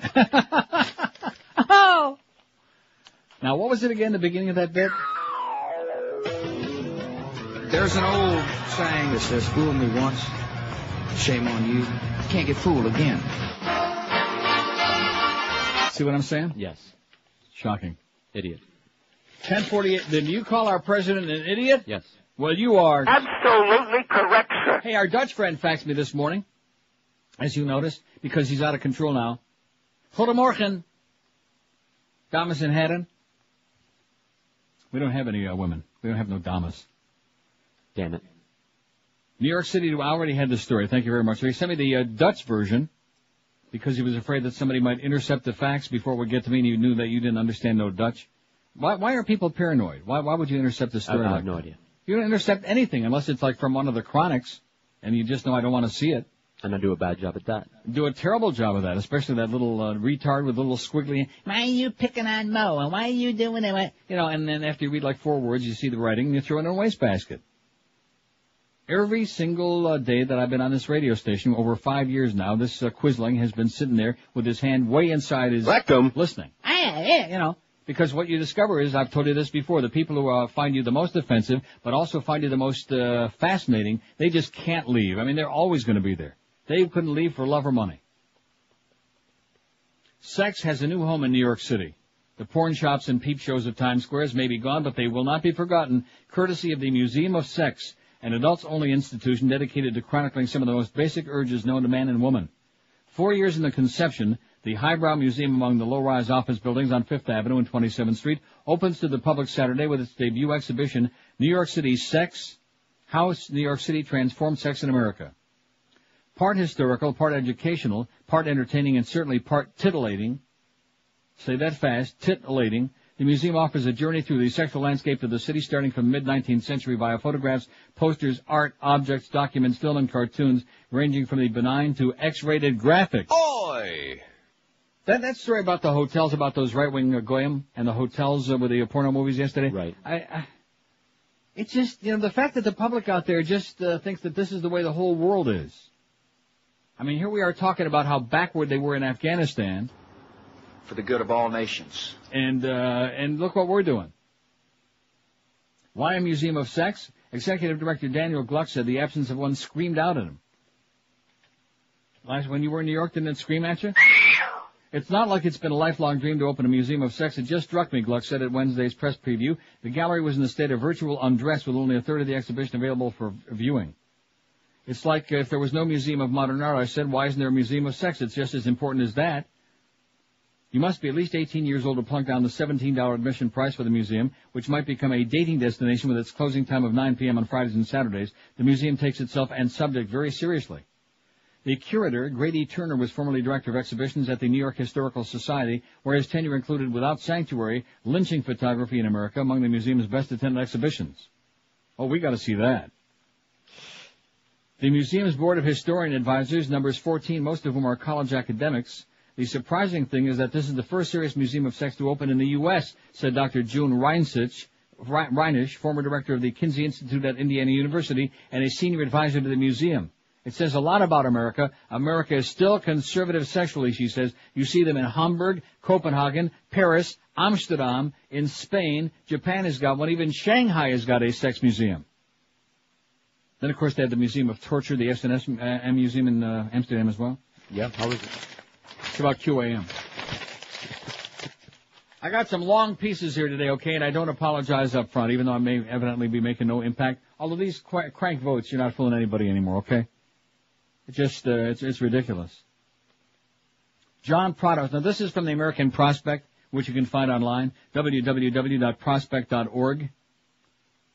Don't ask, don't tell. The Bush administration is playing politics with the investigation of the 9/11 intelligence failures and standing in the way of full accounting, writes John Prados. Joint hearings on the intelligence failures that preceded 9/11 took place in Washington last week, only to be conveniently upstaged by the Bush administration's demand for a resolution of congressional approval for a war against Iraq. As a result, the real significance of what did and did not happen in the post-9/11 investigation threatens to become lost in the cacophony of the Iraq debate. Adding to the frustrations of the Senate Select Committee on Intelligence and the House Permanent Select Committee on Intelligence, the Iraqi war issue is sure to pull members into their more political roles and cut into the time already limited available for their investigation of the most serious lapse of intelligence in recent memory. Though sidetracking or stalling the intelligence investigation has been an administration aim, and though Bush officials seem to have succeeded in the short run, late last week the White House suddenly abandoned its formerly staunch opposition to an inquiry by a commission independent of the intelligence committees. What happened here is an important indicator of both the real aims of the Bush administration and the strength of the political forces at work in this matter. Impaneled in late 2001, the joint inquiry was charged with making a full investigation into the response of the U.S. government, including that of the intelligence community, to international terrorism. The original three choices had been for this inquiry to be undertaken either by standing committees of Congress, a special investigating committee, or an independent commission. The Bush administration initially opposed all alternatives, calling them a distraction from the war on terrorism, but eventually promising to cooperate with the joint inquiry. The intelligence committees began their investigation in February and initially anticipated public hearings beginning in April. That date later slipped to June and then to September. Part of the reason was disarray within the joint committee, but part was the massive undigested data it was given. Authorities took credit for handing over some 200,000 documents. Staff Director L. Britt Snyder, a former CIA Inspector General, was obliged to resign April 26 when it emerged that he had been slow to inform superiors that another former CIA officer hired for the staff was under investigation for failing a polygraph test for his agency security clearance. Successor Eleanor Hill certainly needed time to get the investigators on track, but the difficulties with the 9/11 inquiry are by no means of the committee's making. The 23 staffers have conducted almost 200 interviews and collected 30,000 documents on their own by May. For George W., the real danger in the investigation had always been that it might reveal that his administration's approach to terrorism had been lackadaisical prior to the attacks on New York and Washington. Arguably, this was the true reason for his initial opposition to an inquiry or independent commission. It was certainly the reason for the defensiveness of the National Security Advisor Condoleezza Rice and others when it was revealed in mid-May that Bush actually had received a CIA briefing on Osama bin Laden's methods, including his interest in using aircraft, months ahead of the attacks. Vice President Cheney's harsh criticism of the committee in June after news broke that the NSA had intercepted messages indicating imminent action immediately prior to the attacks, information the White House itself had mentioned, although in lesser detail, only days after the attacks, had the political effect of undercutting the credibility of the inquiry. The FBI investigation of the leak, to which committee chairman agreed, became an important roadblock to the investigative progress as the committee's time was soaked up responding to FBI inquisitors, a practical setback that was made worse by the chilling effect of allowing the FBI, the agency the committee was investigating, to turn the tables and investigate the committee. Meanwhile, the administration declined to offer data about the provision of terrorism intelligence to Bush, and the declassification process that preceded last week's open hearings refused to release material indicating presidential awareness, even where the substance of the documents was known or being declassified. Moving into the hearings, the White House refused to permit open testimony by any intelligence agency chief or by the Secretaries of State or Defense. Instead, the public was treated to Deputy Defense Secretary Paul Wolfowitz using the intelligence inquiry as a platform for advocating a war with Iraq. Apart from a few mid-level intelligence analysts and FBI special agents who testified on the specifics of individual terrorists slipping undetected into the U.S., the administration has provided no commentary on the role of U.S. intelligence in informing the president on terrorism. In a recent interview with the New York Times, Joint Committee co-chairman Senator Bob Graham of Florida remarked, "We were told that there would be cooperation in this investigation, and I question that. I think that most of the information our staff's been able to get that is real meaningful has had to be extracted piece by piece." Similarly, the Senate Intelligence Committee's vice chairman, Alabama's Republican Richard Shelby, asked on NBC television, "Are we getting the cooperation we need?" Shelby answered his own question. "Absolutely not," he said. On September 18th, the first day of the Joint Committee's open hearings, Hill presented the investigative staff's report on intelligence before 9/11. Buried in the report is the statement that a review of information reported to top U.S. officials in the so-called Senior Executive Intelligence Brief shows that terrorism information appeared quite frequently. The brief showed that coverage of bin Laden specifically rose during the spring and summer of 2001, peaking in June when Islamic extremists were referenced in 18 of 298 such articles. This type of report is a lesser version of the government's top intelligence product, the President's Daily Briefs. Though the Joint Committee investigators reported nothing about the intelligence given to Bush, the clear inference to be drawn here is that the record is much more extensive than previously understood. Put it on pause, okay? We got to do the break. Okay. Like I said, there's some lengthy bedtime stories today, and I'm going to read them whether that one asshole likes it or not, okay? Stick it, baby. Bedtime stories, my big fat old Jewish ass. 10:57 at 560 WQM. You want some great shoes? Brandy Shoes has been doing it right by people for a long time. That's why they're still one of those places that are like an institution in that same location they've been for about 400 years. Brandy Shoes, you'll find them at 1290 North Federal Highway in Pompano Beach, and they only carry the top names in the business. They've got Rockports, SAS, Sperry's, Timberland Naturalizers, and lots more. They know your feet inside and out, and they give you the lowest prices anywhere, which of course is what most good shoppers are concerned about. They want, quality, they want selection, but they want low prices. They want to save some cash, and at Brandy's you always do that. Brandy's is open daily 9 till 9, Sundays 10 till 5, and like I said, they're in that same great location you've been knowing and loving them for your whole lifetime, 1290 North Federal Highway in prestigious Pompano Beach. And don't forget that final summer clearance sale closeouts right now at Brandy's. It's still going on. Save up to 73% on famous brands right now for a limited time only at Brandy Shoes in Pompano Beach. Live and local. This is Sports Radio 560. QAM. Being very difficult with me this morning. I just can't stop pooping. My butt is really sore. I don't know what I've eaten. Oh God, here comes some more. My bathroom's foul because of my doo-doo. I wouldn't go in there if I was you. I'll spray in there because it smells PU. A stinky bowel movement just for you. It wasn't number one, it's number two. I wouldn't you know that skull that they found in Virginia? Yes. And now they're saying the remains probably were not like little Jennifer, what the hell was her name? Smart, Short? Right. Whatever her name was. Probably not her. But they're not positive. They're still like, they're trying to find the crossbones to go with it. Anyway, getting back to this article here. Who wrote this? John Prados in the American Prospect. Not much more. He says the record of what Bush knew goes directly to the issue of accountability for 9/11. The president's most substantive action in the months before the attacks, taken on May 8, 2001, was to announce creation of an Office for Preparedness within the Federal Emergency Management Administration, an agency whose budget was to be cut under then-existing administration budget proposals.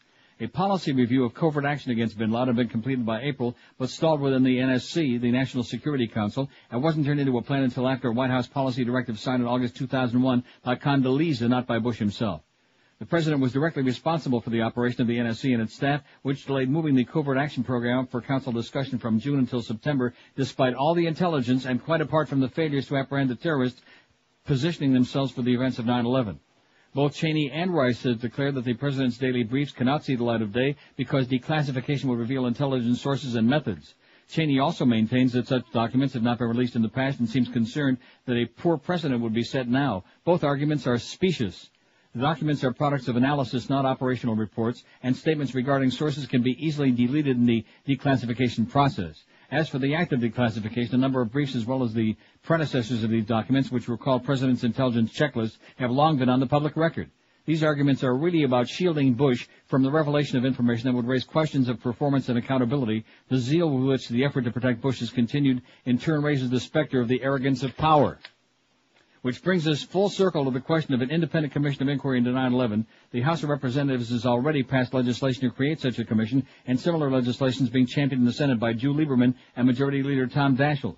As recently as September 18th, however, White House Press Secretary Ari Fleischer declared the president will wait for completion of the committee investigation. Then, said Fleischer, we'll take a look at talking to Congress about whether or not there's anything additional that goes to broader areas if necessary. But very quickly, both Senators Graham and Shelby were on record arguing that an independent commission is necessary, and they were soon joined by both other legislators and representatives of the families of victims of 9/11. Late last week, the White House abandoned its long opposition to a commission, crediting the families for Bush's change of heart. The more likely explanation is twofold, that the White House doesn't want to be on the losing end of a legislative fight, and that it now believes the congressional investigation cannot be kept under control.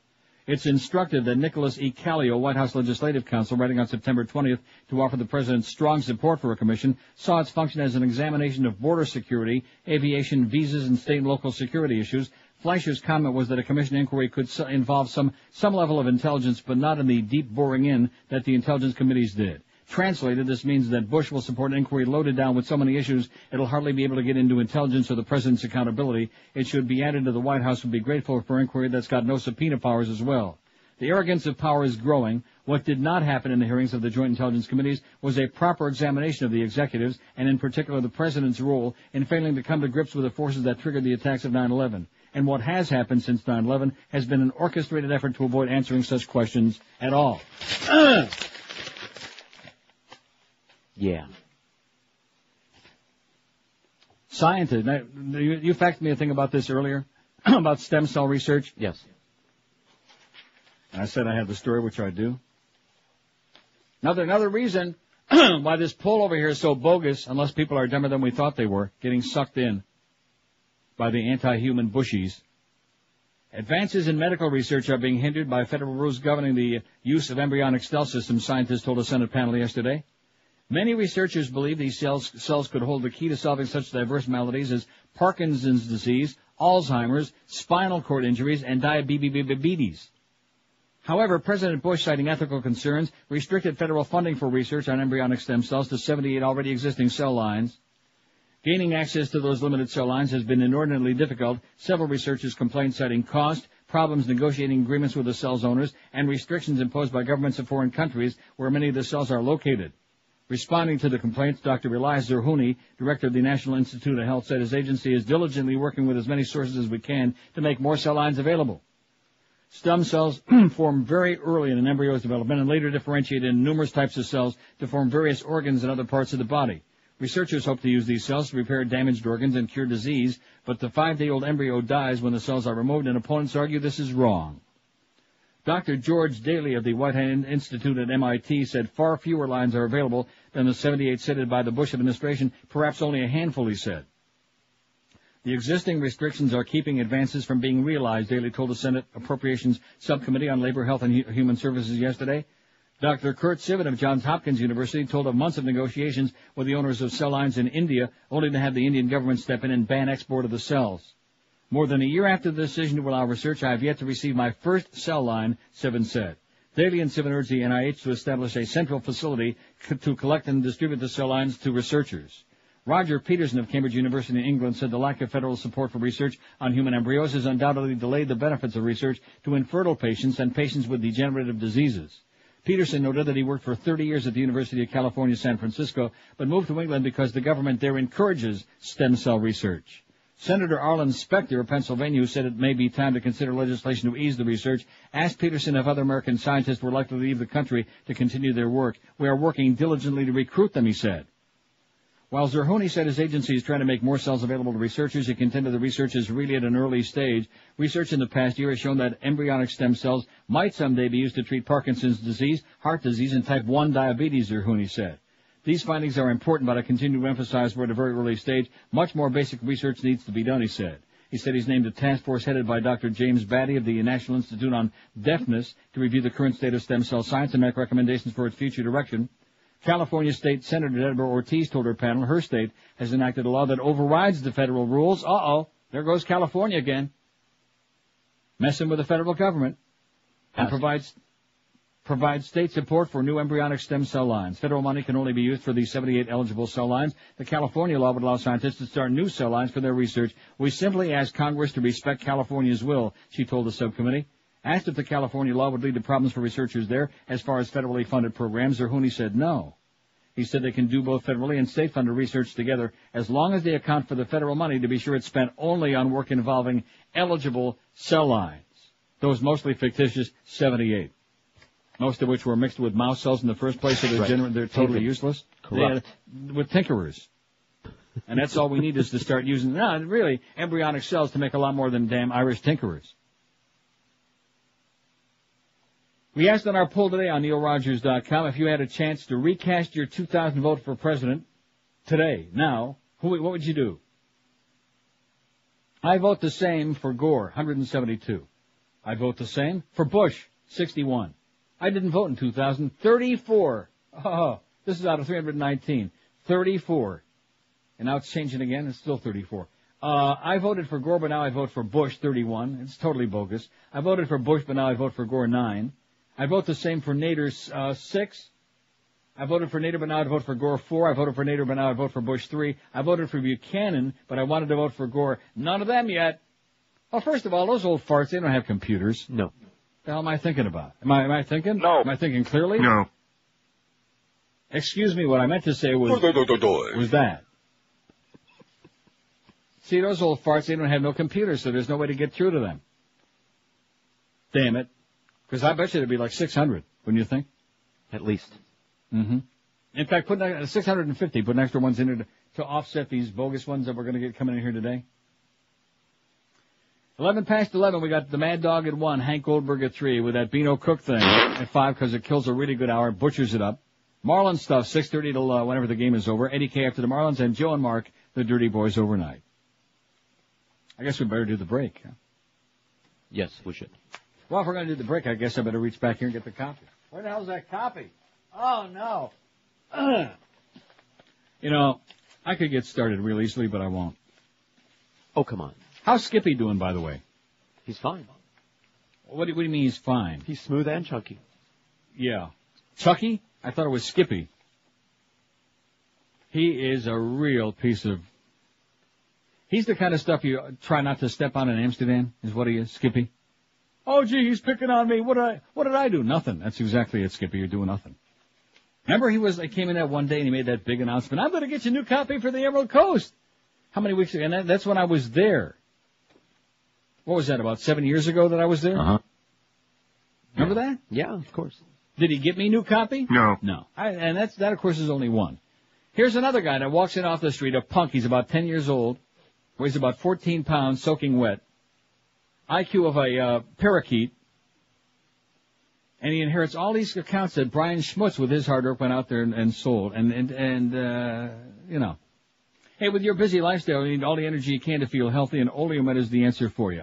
Oleomed just pops them in your puss, contains all kinds of good stuff, olive oil and vitamins and minerals and herbals, and they make a separate product to promote a separate part of your thing. You know what I'm saying? In other words, they got one specifically designed to help your heart. There's one to lower your blood pressure, one to lower your cholesterol, and one to help your prostate. All in a little soft gel capsule that you just pop regularly in your puss. They also make a product to help your circulatory system, your digestive and endocrine system, your skin and bones, and even your mind, all using the benefits of the best olive oil you'll find on the planet, and Oleomed makes products for men and ladies as well. It's an exciting new product. If you want to get more info, just call their toll-free number at 1-866-OLEOMED, 1-866-OLEOMED, and you can pick some up at the stores all over South Florida, too, if you want it right away. Call Whole Food Markets, Walgreens, Sedano's, Navarro Pharmacies, and I guarantee you they got it waiting for you. And you can also order Oleomed on their website, too, if you like, at OleomedAmerica.com. When you call that toll-free number, tell them Skippy is an asshole. Live and local, this is 560. The radio's all yours now. QAM. Neil got out WQAM, where the faggot is. This is Larry King.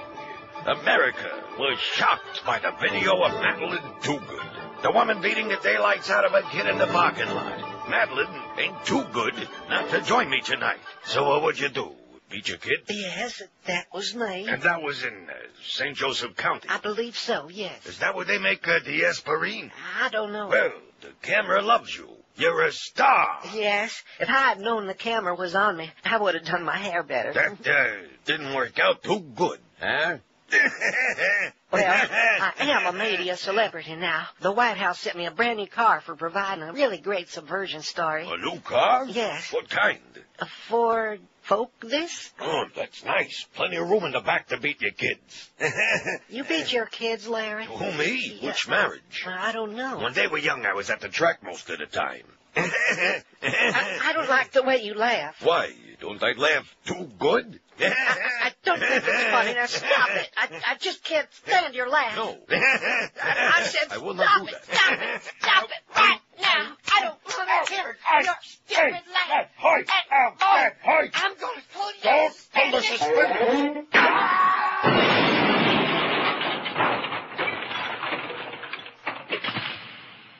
11:18 at 560 WQAM. Happy Thursday to you. Here's a fax from Chris, who says, this week I tuned into the Jeff DeFo show. Jeff was out of town, and filling in for him this week was something called the Pauly Man. Oi! How can he be on vacation? Doesn't everyone need vacation? Well, yeah, I guess, but I mean, what is it? It's the end of September? Right. When did he go back on the air? Months ago. Not that many months ago. 2.5. Does a radio station really pay money for anybody to get on the air and talk? Oh, the Pauly Man. I'm sure he's got some kind of a good deal going over there. The Pauly Man. Did he belong on the air? No. No. And then, you know, another thing, now that I'm starting to build up the case in my mind against DeFo to justify the fact that he got screwed over real bad, is we wouldn't hold the Burger King, the Dunkin' Donuts thing with the short stack. That was bad enough. But Yeah. then, you remember who he handed the keys to the kingdom to? See, he was always like, see, this is the problem, shifty, DeFo. He always had these little things working, which is why when he opened up his wallet, he had 85 different paychecks in there from 85 different jobs. Yeah. And so then, of course, we had Scott and Ira. Remember he invented that whole deal? Right. Who were here this morning, by the way. Were they really? Yes, they were. Well, I didn't get any. No. Me either. Well, screw them. Happy circus, Scott. Ira. Yeah, he's the one that encouraged them to kind of come in and take over the place. That's what Scott thought. He kind of thought that. And we could spend the rest of this hour on that story about the fact that these guys came waltzing in there, and DeFo kind of like, oh yeah, here you go, bring us in some sandwiches, and we'll give you like a 5-hour commercial. We'll have 1 hour spill over on the Neil show. Remember that? And then when we finally said, because of the fact that there were other people who were like buying spots, like food type people. And we finally said, well, maybe if you'd spend some money on the show, maybe then we wouldn't be so offended and tell you to take your sandwiches and stuff them, Although they do stuff them pretty well. Stuffed sandwiches. With good stuff. But at any rate, I do like stuffed sandwiches. Remember Vito's? You mentioned that the other day. Yeah. You used to have that stuffed pizza. That's good. Nice baked. See, I'm farm starting to get sandwiches. hungry again now. This is bad. The farthest thing from my mind was food, and again, you're planting the seed. In fact, let's blame Chris the faxer for it, because he's the one that was talking about the Pauly man, and I got off on this DeFo thing. Also, it says here, does QM pay Bino Cook do the Hank show? I have no idea. Wouldn't surprise me, probably. They probably pay all of these, like Lee Corso, they probably pay him a few bucks to do a Mo show every week. I would think so. I know they pay the jocks. All those jocks that come in here as Dolphin players and et cetera, they get paid. Of course, they have to wait. They have to wait like about 3-4 years to get the cash. But anyway, getting back to the thing with DeFo and Ira and Scott. I mean, we like Ira. Let's set him off to the side, okay? Because he's kind of a goofy guy in the first place, but he's a good guy. But Scott is a regular pain in the ass. I had actually blocked out of my mind all of that stuff about everything good, alles good. You know that remember that business? Sure.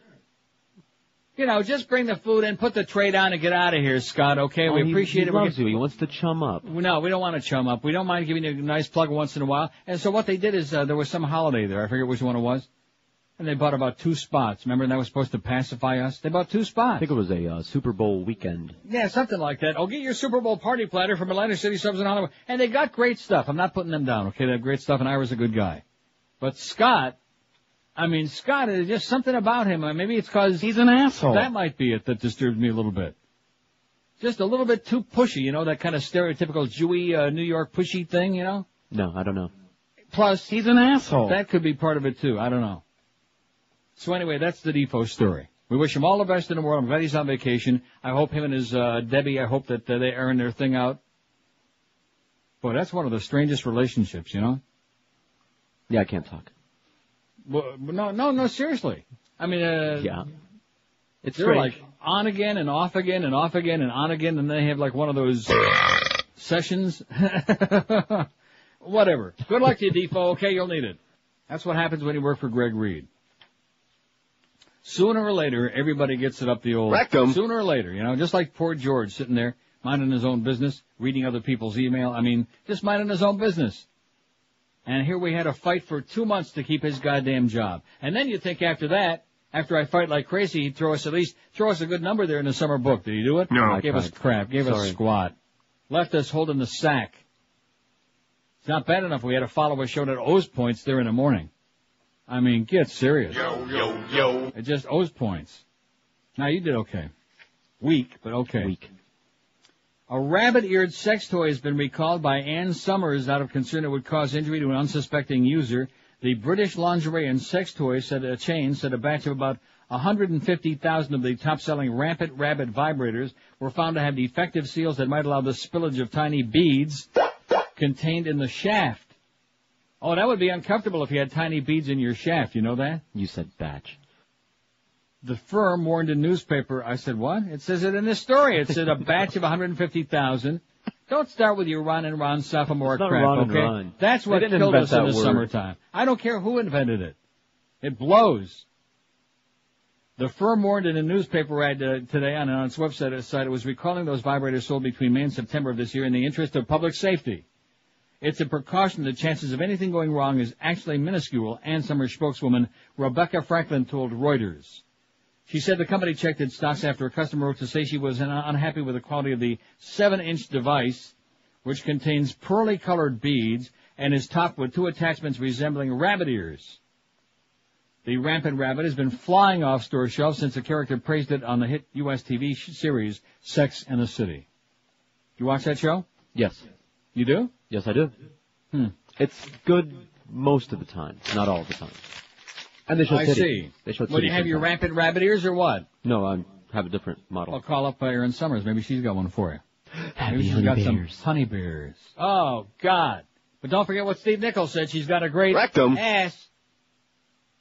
Hey, I got a message for our ex-program director, Steve Nichols. Back to you, Steve. Back to you. Anyway, getting back to some important stuff. I don't have time for this right now. I don't want to start one and then interrupt myself again. Bedtime stories interrupt this? I don't want to do that. No, that's not good. We want continuity. Yeah, we want a little continuity here, and I got some long crap. Maybe I can find a short one. A short No, stack? not that. A Not short that. batch? I don't have to look far to find a short one.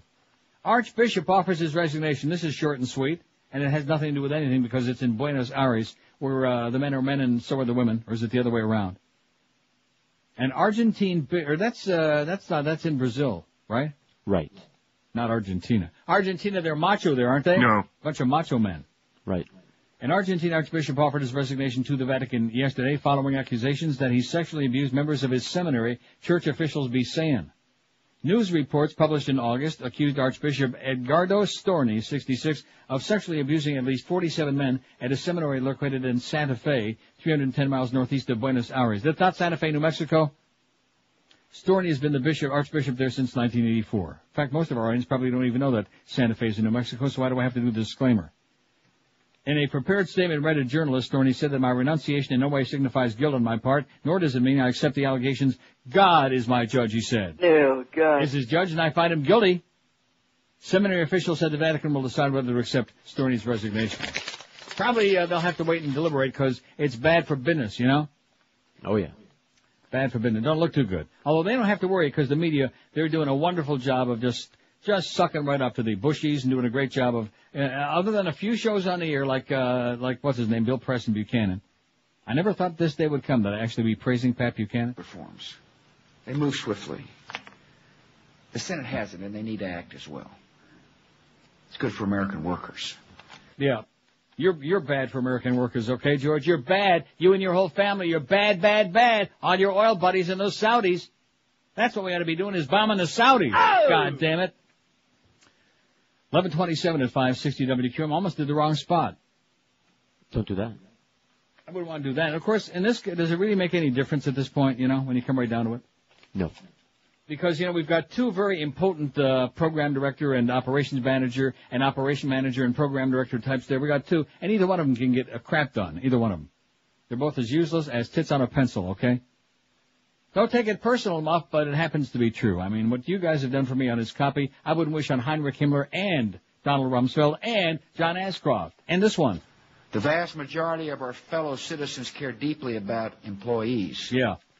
Hey, is there still anybody out there who's not playing at VIPSportsbook.com, not plunging their hard-earned cash there? Well, then you ought to be getting with it.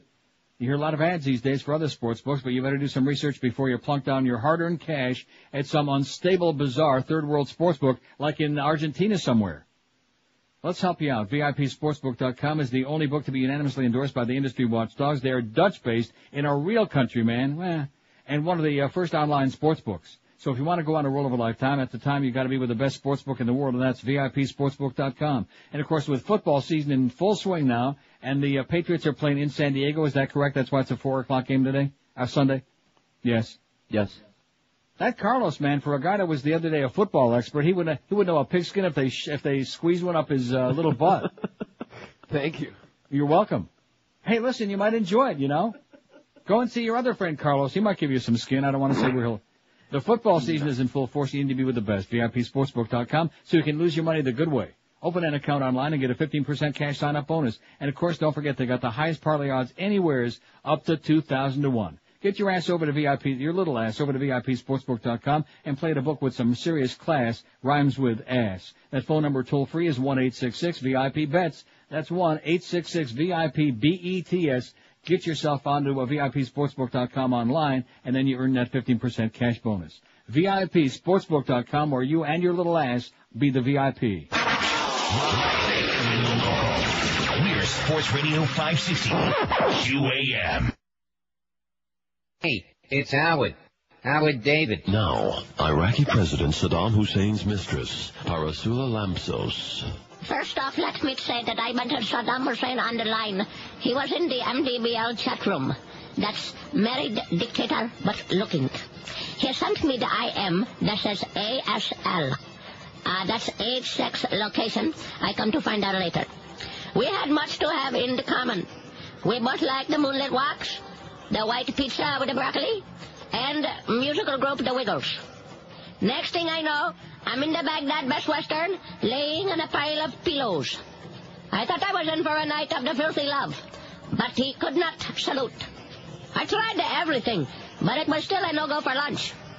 The happiest day of his life, second only to when he got his QVC leaning tower of pizza, salt, and pepper shakers in the mail, was one day invented the Viagra. Things have never been the same. We do it like they do it on the Discovery Channel.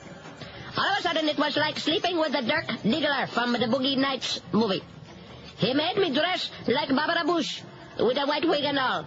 And, well, you can imagine the rest of the story, like the Paul Harvey says. Let's just say there was butter involved, and when I walk, you can hear the ocean. Now, what the hell am I getting all these? Oh, you know what I actually accidentally did? What? I hate that. I accidentally hit the print icon up there. Oh, damn it. And I'm getting 80... Well, at least with me, I recycle the paper because I'm paying for it. I don't miss out on anything with my fax paper. There's like 422 pages, and then only one's got anything on it, and that's the goddamn poll. But at least I got it right in front of me here, nice and clean. If you had a chance to recast your 2000 vote for president today, if we had another election today, what would you do, huh? Besides go out and get one of those rabbit bee dolls, things. One of those double-headed dildos. You think Sister Jean's got one of those? One. Anyway, I'd vote the same as I did for Gore, 191. I'd vote the same for Bush, 69. So those people are like, follow what I'm saying? You just stick them over on the side. I didn't vote in 2000, 40 out of 359. 11%. 11%. You people could have made a difference, okay? I voted for Gore, but now I'd vote for Bush 32. I'm still very dubious about that. I voted for Bush, but now I'd vote for Gore 9. I'd vote the same for Nader 9. How sad. I voted for Nader, but now I'd vote for Gore 5. I voted for Nader, but now I'd vote for Bush 3. I voted for Buchanan, but I wanted to vote for Gore. Now we got 1. How do you like that? We got 1. All right. Well, as I recall, the woman that called me on Election Day that day in 2000, that awful day, she wasn't an old lady. She was just a female. Correct. And she was just frantic, hysterical, saying, myself and a whole bunch of my friends were all up in arms because the ballot's all confusing up here in Palm Beach, and we all went to vote for Gore, but we were feared we might have voted for Pat Buchanan. And, of course, back then, that was the ugly, fascistic, more malignant Pat Buchanan as opposed to being the good guy now. I wouldn't say he's a good guy, but he certainly has mellowed. And I'll say it again, it's a damn good show on MSNBC between 2 and 4, Press and Buchanan. Watch it. Barbershop brouhaha. Jesse Jackson says he's pleased. This son of a bitch, man, this guy just can't stop.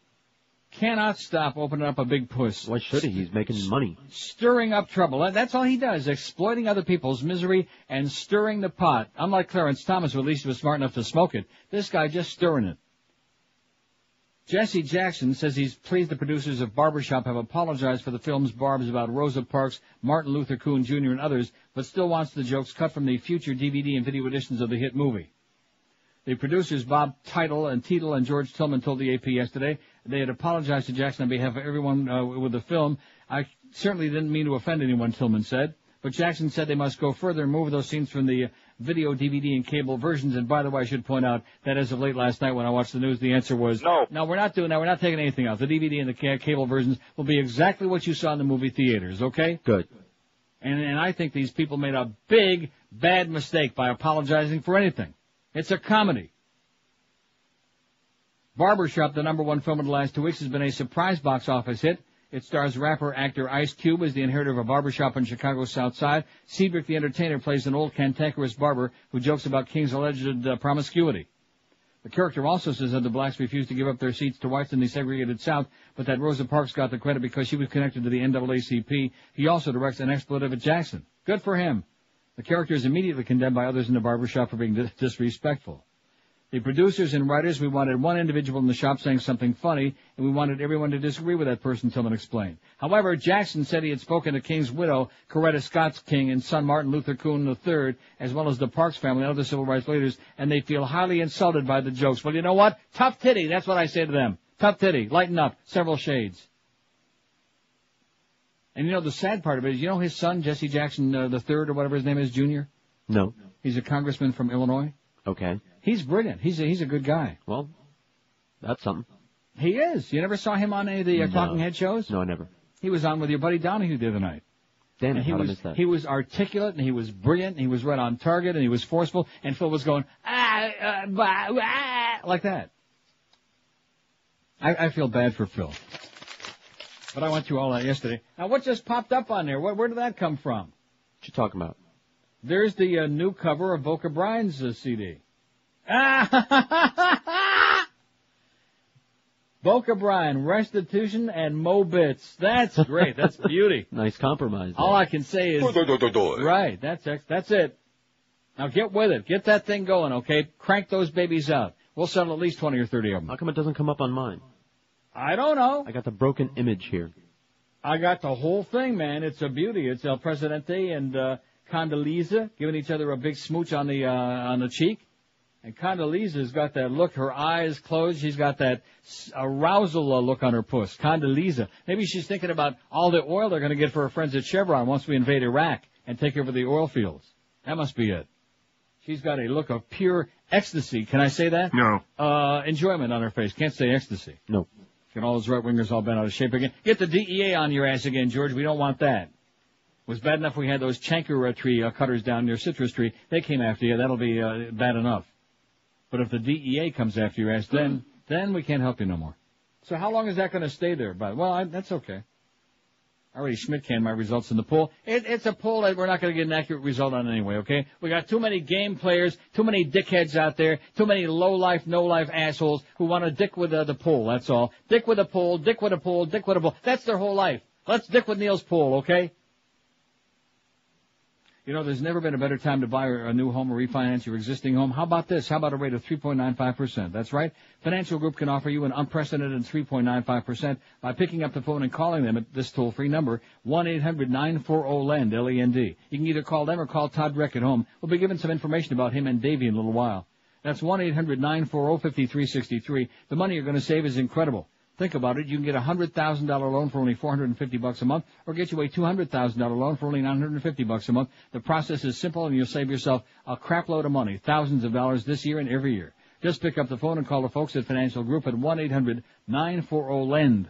There's never been a better time to get yourself a low interest rate, so call Financial Group and you'll be on your way to big, fat savings. Financial Group is an equal housing lender. Credit restrictions do apply and rates are subject to change, so call them right now, toll free, 1-800-940-LEND. That's 1-800-940-5363. Live and local. This is Sports Radio 560 QAM. Let me tell you something, pal. Long Beach State's a girls' school. Oh! Hi, I'm Sven. And I'm Larry for Sven and Larry's Honey Roasted Nuts. And there's nothing better than our nuts roasted, honey. Stop it, Sven. You're such a kidder. You know what I hate? What's that, Larry? Those tiny little bags of nuts when you're on the plane. Me too. That's why we have big nut sacks. You said it. You could even say our nuts are more than a fistful. I could, but I won't. But I will say our nuts are a must for any party or get-together. Or just for a snack at home or while you're at work. Everyone at work will want to get their hands on our nuts. That's right. So the next time you're out shopping, pick up some of Sven and Larry's Honey Roasted Nuts. Wouldn't you just love our nuts in your mouth right now? 11:45 at 560 WQM. I tell you, I do like honey roasted nuts, as a matter of fact. Yeah, they're Don't good. You? Honey roasted almonds especially. Oh, yeah, but they're loaded with sugar. Get the honey sugar. Kidding. That's all they got. I mean, see, it's with anything. That's why they have, like, chocolate-covered ants. Yeah. You know they Exactly. do. I'm not making it up. They have chocolate-covered ants. and You grasshoppers. can take anything. Anything. It reminds me of that horrible meal at the Chinese meal that Rimmer drove us all over town when he was up here a couple months ago.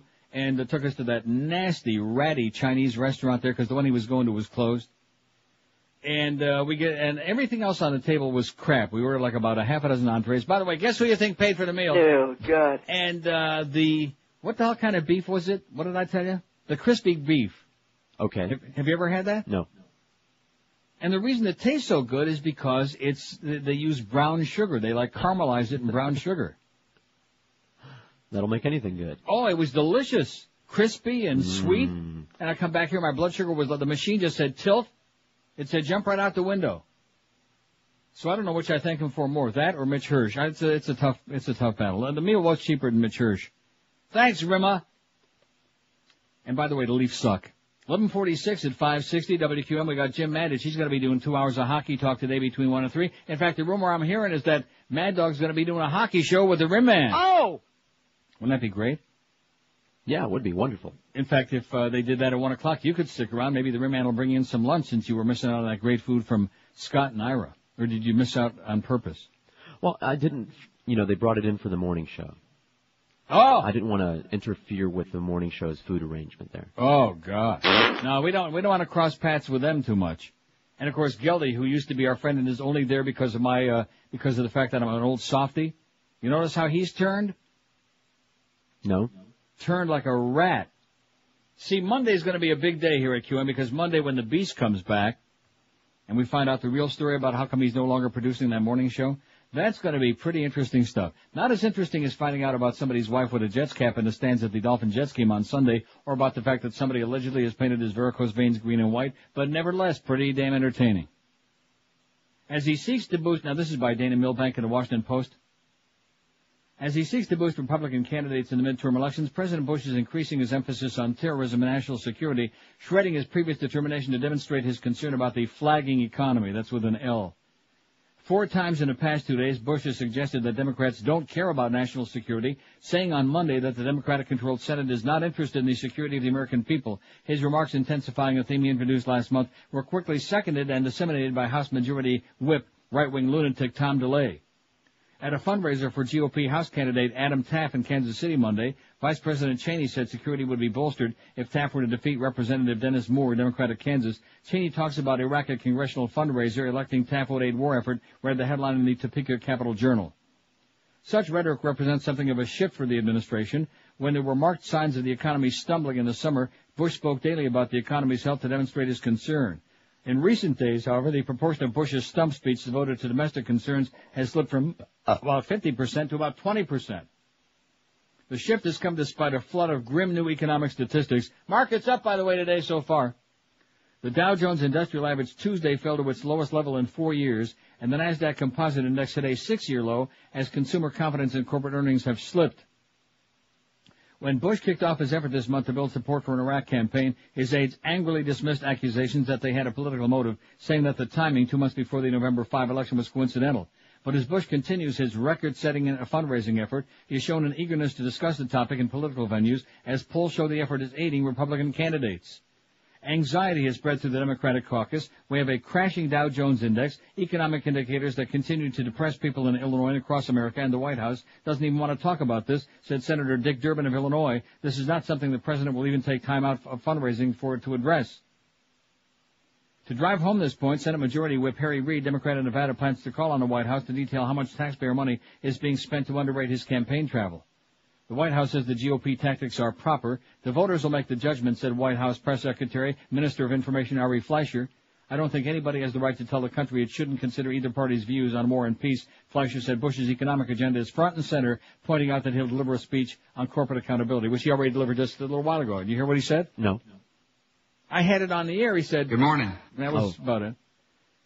Tuesday's 2.4% decline in the Dow Jones Industrials, the fourth triple-digit loss in successions, brought the average back to its 4-year low reached in July. But while Bush spent much of July demonstrating his concern about the economy, he didn't mention the falling markets until yesterday, until asked during a question-and-answer session with his cabinet.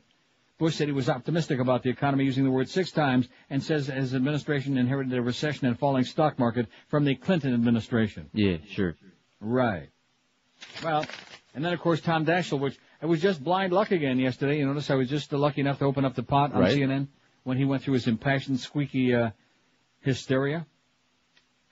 In a stinging salvo delivered on the Senate floor, Senate Majority Leader Tom Daschle lashed out at President Bush yesterday, saying his administration was exploiting the possibility of war with Iraq for political gain and had impugned Senate Democrats in the process. Absolutely correct, sir. Daschle read through a litany of comments from administration and GOP figures about Iraq, including one from Bush, who was quoted by the Washington Post Wednesday as saying the Democratic-controlled Senate was not interested in the security of the American people.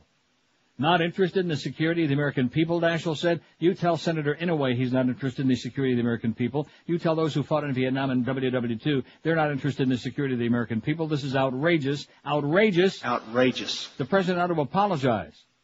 Daniel Inouye is a Democratic senator from Hawaii who lost his arm in WW2.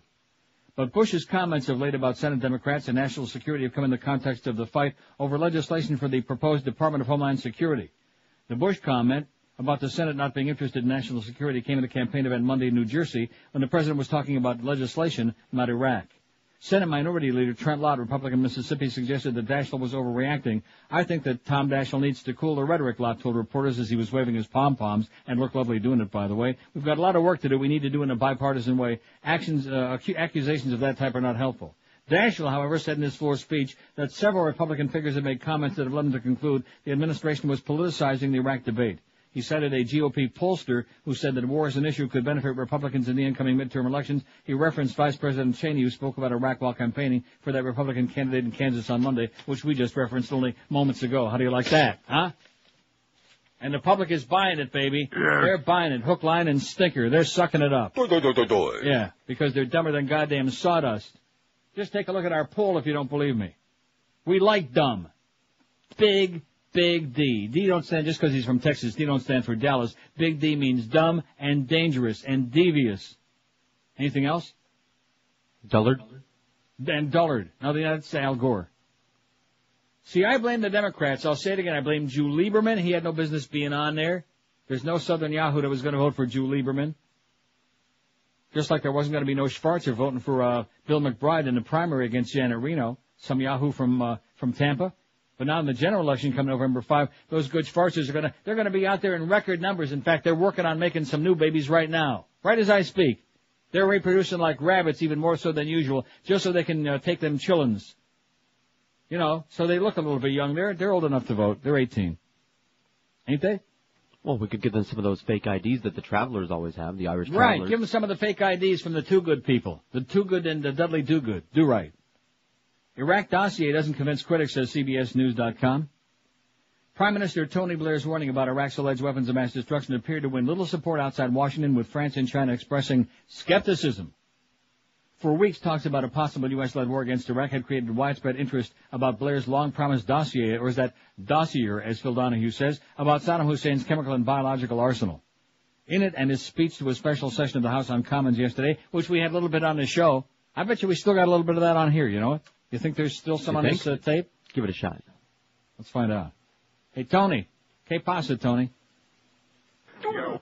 It is clear both that a significant number of longer-range missiles were effectively concealed from the previous inspection. Get out of here until you learn how to speak English, okay, Tony? Man, what a goofball. In a speech delivered yesterday, Blair said the stockpile is not only growing, but that Saddam is prepared to use such weapons of mass destruction quickly. The intelligence dossier also said Iraq has taken steps to develop nuclear weapons.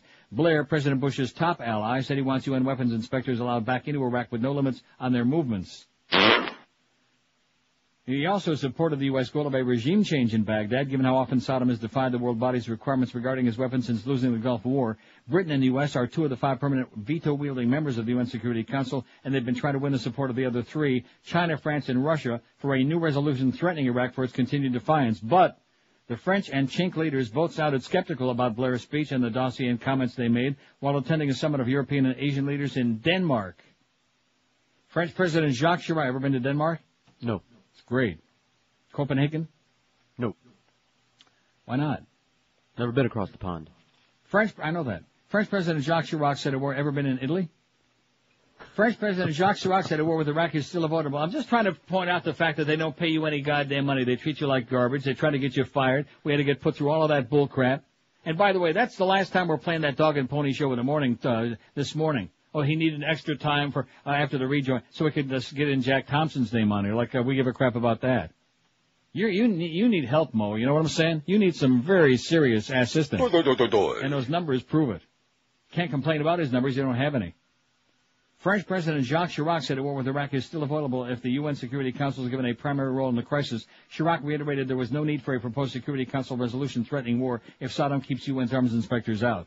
This is not the view of France, said Chirac, adding that the only inspectors can provide the needed proof about Saddam's weapons. I don't think that war is unavoidable at all. China's Prime Minister, Zhu Ranji, warned that any attack against Iraq without UN blessing will lead to severe consequences. Jumanji. Calling for... What? What's that name again?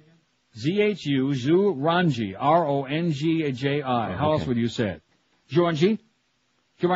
Zhu Ranji warned. Calling for a UN mandate in the crisis, Zhu Ranji said, we request that Iraq comply with UN resolutions without any preconditions. Blair faces stiff opposition in his own Labor Party to his tough talk on Iraq. And you can tell this is from CBSNews.com because they spell labor L-A-B-O-R. Shame on you.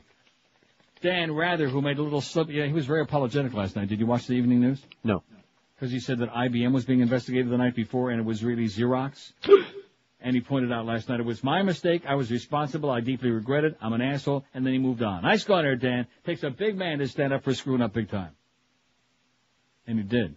Takes a big man to write a nice piece of copy so we can do a good job for our clients. Of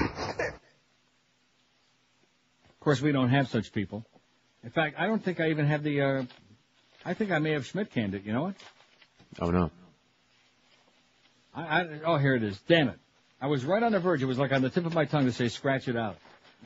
I got news for you, and you notice it doesn't do any good. He doesn't care about that guy in, what was the guy's name? Mike and Mark? Where's that thing?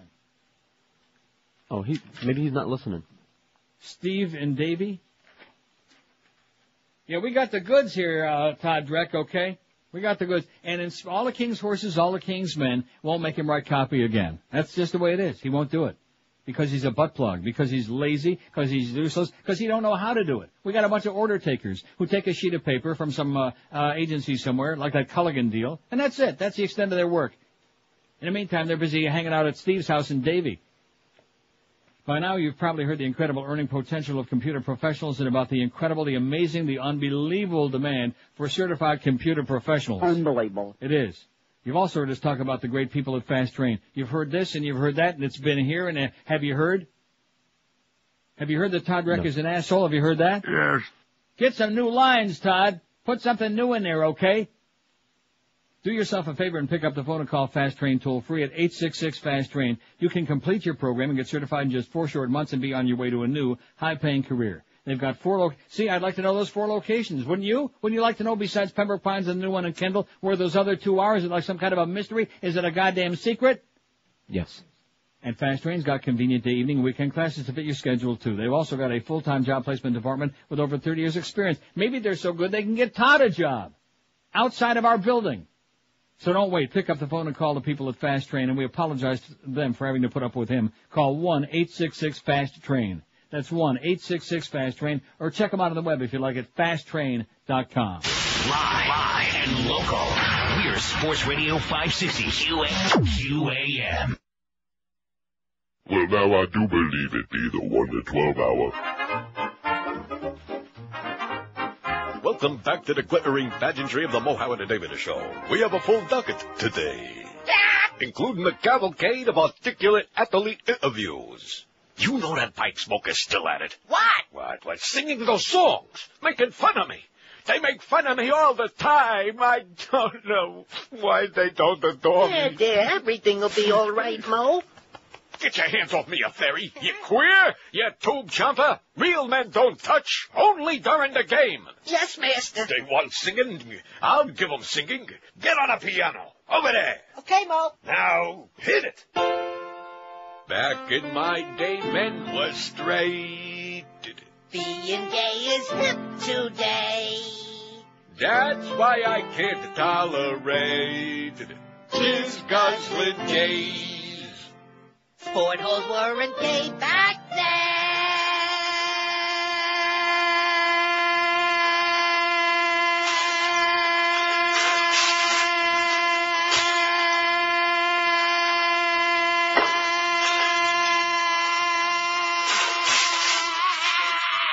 Stop it, you moron! What's the matter, Mo? My wig fell off again. Okay. All right, where were we? Sport holes weren't gay back then. I'll take it from here. The guys that like to worship men. Good thing we won't see Portland or Wayland and Madam again. Didn't need to soothe prostates. Or to tickle hairy taint. Jesus Christ, I really hate jizz guzzling gay. Oh, I should mention, by the way, Kelly didn't get Jiggs McDonald's job. Didn't get it. Damn it. 12:04. Are you picking on Jiggs now? Who's Jiggs? 12:04 at 560 WQA. Man sentenced in ear biting incident, Pontiac, Michigan. Ever been to Pontiac? No. Don't go there. Okay. Oh, brother. I mean, Copenhagen you'd like, but Pontiac, forget about it. Am I hearing like an echo today or something? It sounds really good, too. It sounds like we're on reverb, like WABC. I don't hear it. A man was sentenced to a year in jail for biting off part of his neighbor's ear in a fight. John Everett Barbera, 49, got into a brawl with a neighbor after the man flashed his car lights at Barbera to warn him he was driving erratically. Or maybe his name is Barbara. I don't know. Barbarian. Maybe he called him Barbara. During the fight, Barbera bit off a portion of his neighbor's left ear. This is so... This is so barbaric, Oakland County Assistant Prosecutor Kenneth E. Frazee said in court Tuesday. Many times people recover from stab wounds or other injuries or they're not visible, but everywhere he goes, people can see he lost half his ear. He said it was barbaric. The 43-year-old victim, who was not identified, has had several surgeries, but doctors were unable to reattach the piece that was bitten off, Frazee said. Barbera's son, who was also involved in the October fight, was convicted of misdemeanor assault, spent about a month in jail. Barbera was convicted on a felony charge of mayhem. Do you know that? Do I know you that? didn't know that it's mayhem if you bite off a piece of somebody's ear. I didn't Now think you that know. was a legal term. How's that poll coming? I don't want to look at it. Don't look at it. Because you know something? The worst part of it is it might be legitimate. That's the worst part. Based on the poll numbers we see around the country. Huh? Nah, I'm not buying it. Oh. 430 votes. If you had a chance to recast your 2000 vote for president, for whom would you vote? What would you do? I'd vote the same for Gore, 224. I'd vote the same for Bush, 79. I didn't vote in 2000, 49, over 11%. You people could have made the difference. You could have changed the course of the future of the human race. God, don't you feel bad? No. I voted for Gore, but now I'd vote for Bush, 41. I voted for Bush, but now I'd vote for Gore, 15. I voted for Nader, and I'd vote the same, 11. I voted for Nader, but now I'd vote for Gore, 6. I voted for Nader, but now I'd vote for Bush, 3. I voted for Buchanan, but I wanted to vote for Gore, 2. So he picks up 5, 20. So the difference is 21, which is old enough to drink. 21. You're not buying it? No. Judge orders Boston Archdiocese to turn over abuse documents because they're not buying it either. A judge has ordered the Boston Archdiocese to give lawyers representing alleged victims of the Reverend Paul Shanley documents regarding allegations of abuse by 85 priests, the lawyer said yesterday. The records include those the Roman Catholic Archdiocese turned over to the Attorney General's office earlier this year, as well as any actions taken by the Archdiocese, including investigations, said Jeffrey Newman, an attorney for alleged Shanley victim Gregory Ford. Newman didn't know the identities of the priests, 15 of whom are deceased, but the existence of the documents was revealed earlier this year during the deposition of the Reverend Charles Higgins, the Archdiocesan delegate for handling sexual abuse allegations against priests. Newman received Suffolk Superior Court Judge Constance Sweeney's order yesterday. My sense is that we're finally going to see some of the underside of the iceberg now, Newman said. I believe that what we've seen so far is a small fraction, not only of the numbers of individuals that are molested, but the extent of the supervisory decision to essentially cover things up, and I think that's what these documents will show. How do you like that? Great. We've only seen the tip, not even the tip, the underside of the iceberg, the ass end.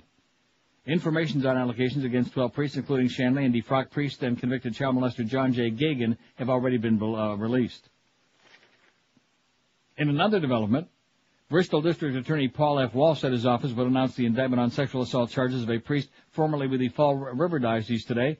Prosecutors would not release his identity yesterday. In April, Walsh's office announced it was investigating sexual misconduct allegations against 25 priests who served in the Fall River Diocese, some dating back to the 50s. Prosecutors said that the prosecuting cases would be difficult because the allegations are so old. Just like the father, they're so old. Father O'Toole, God. Yeah. Second sexual abuse witness comes forward in cannibal case.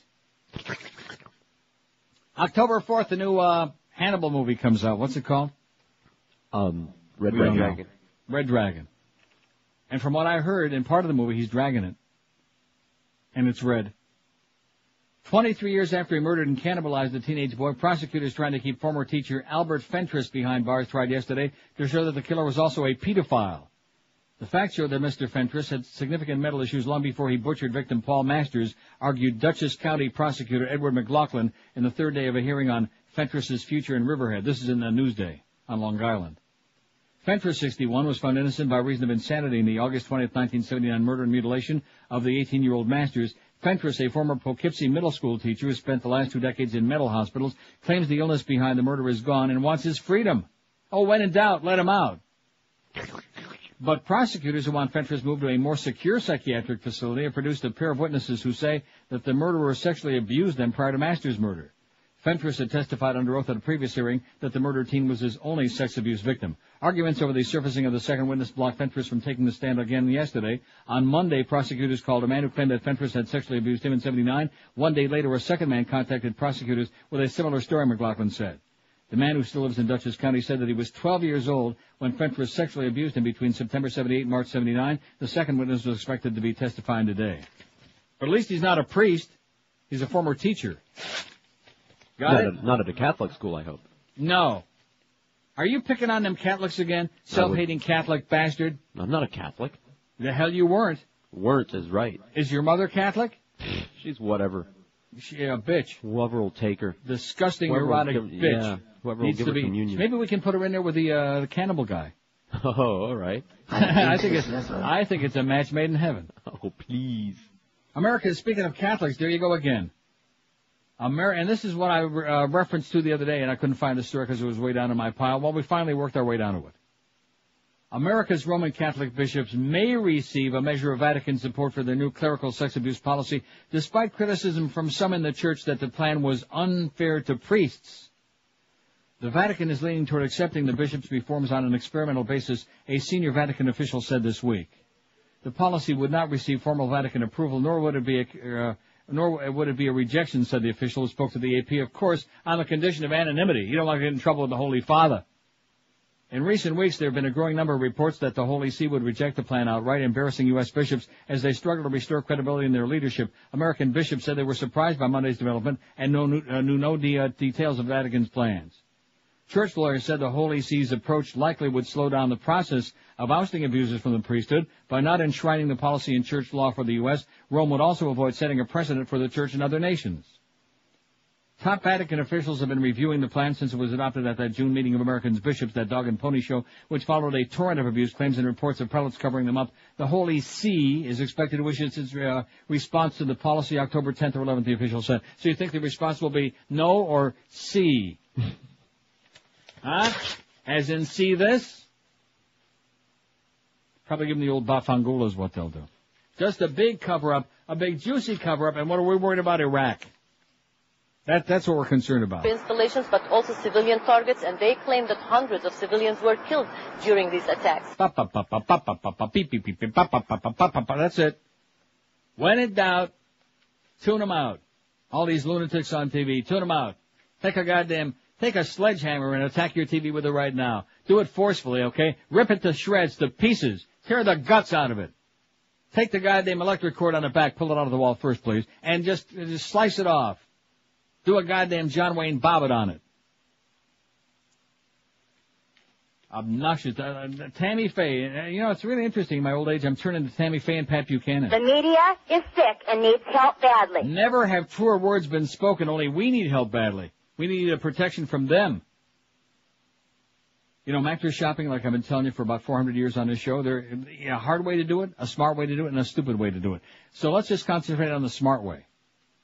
Just pick up the phone and dial a mattress at 1-800-MATTRESS. You'll be immediately connected to somebody who knows their crap inside and out. That's all they sell is mattresses. They're not working in some department store, in one department one day, selling refrigerators one day and dildos the next day. Forget about that. They're selling only mattresses, and the best in the world, name brand mattresses like Serta, Sealy, Simmons, and King Coil. And when you do business with Dial a Mattress, delivery is a piece of cake because you pick the day in the 2-hour window for delivery when it's convenient for you, any day, 7 days a week, and they'll be there. That's the amazing part. They actually show up. They take away the crappy old bedding. They set up your brand new stupendous mattress, which they'll give you at an exceptionally unbeatable everyday price. And they also give you that 30-day in-home comfort guarantee. So after sleeping on it for up to a month, if you don't love it, if you're not getting a great night's sleep night after night after night after night, if you're not getting laid like 3-4 times a day, then return it. No problem at all. Call Dial a Mattress right now, toll free. They'll be knocking on your little door in no time at all. Call 1-800-MATTRESS. 1-800-MATTRES, or check them out on the web if you prefer at mattress.com. Live and local. This is Sports Radio 560. QAM. Don't say pig in front of Jesus. Interrupt this program for Al Gore in the 10 items or less checkout line at the supermarket. Let's see, eggs are 8, yogurt makes it 9. I'm still one item short. Maybe I'll grab this copy of National Enquirer as an impulse purchase. Hi, how are you? Paper or plastic, sir? Paper or plastic? You know, that is a great question. As you know, paper's made from trees, which we don't want to cut down. But on the other hand, plastics are non-biodegradable, which are bad for the environment as well. And You want to move it, pal? I want to get out of here sometime this year.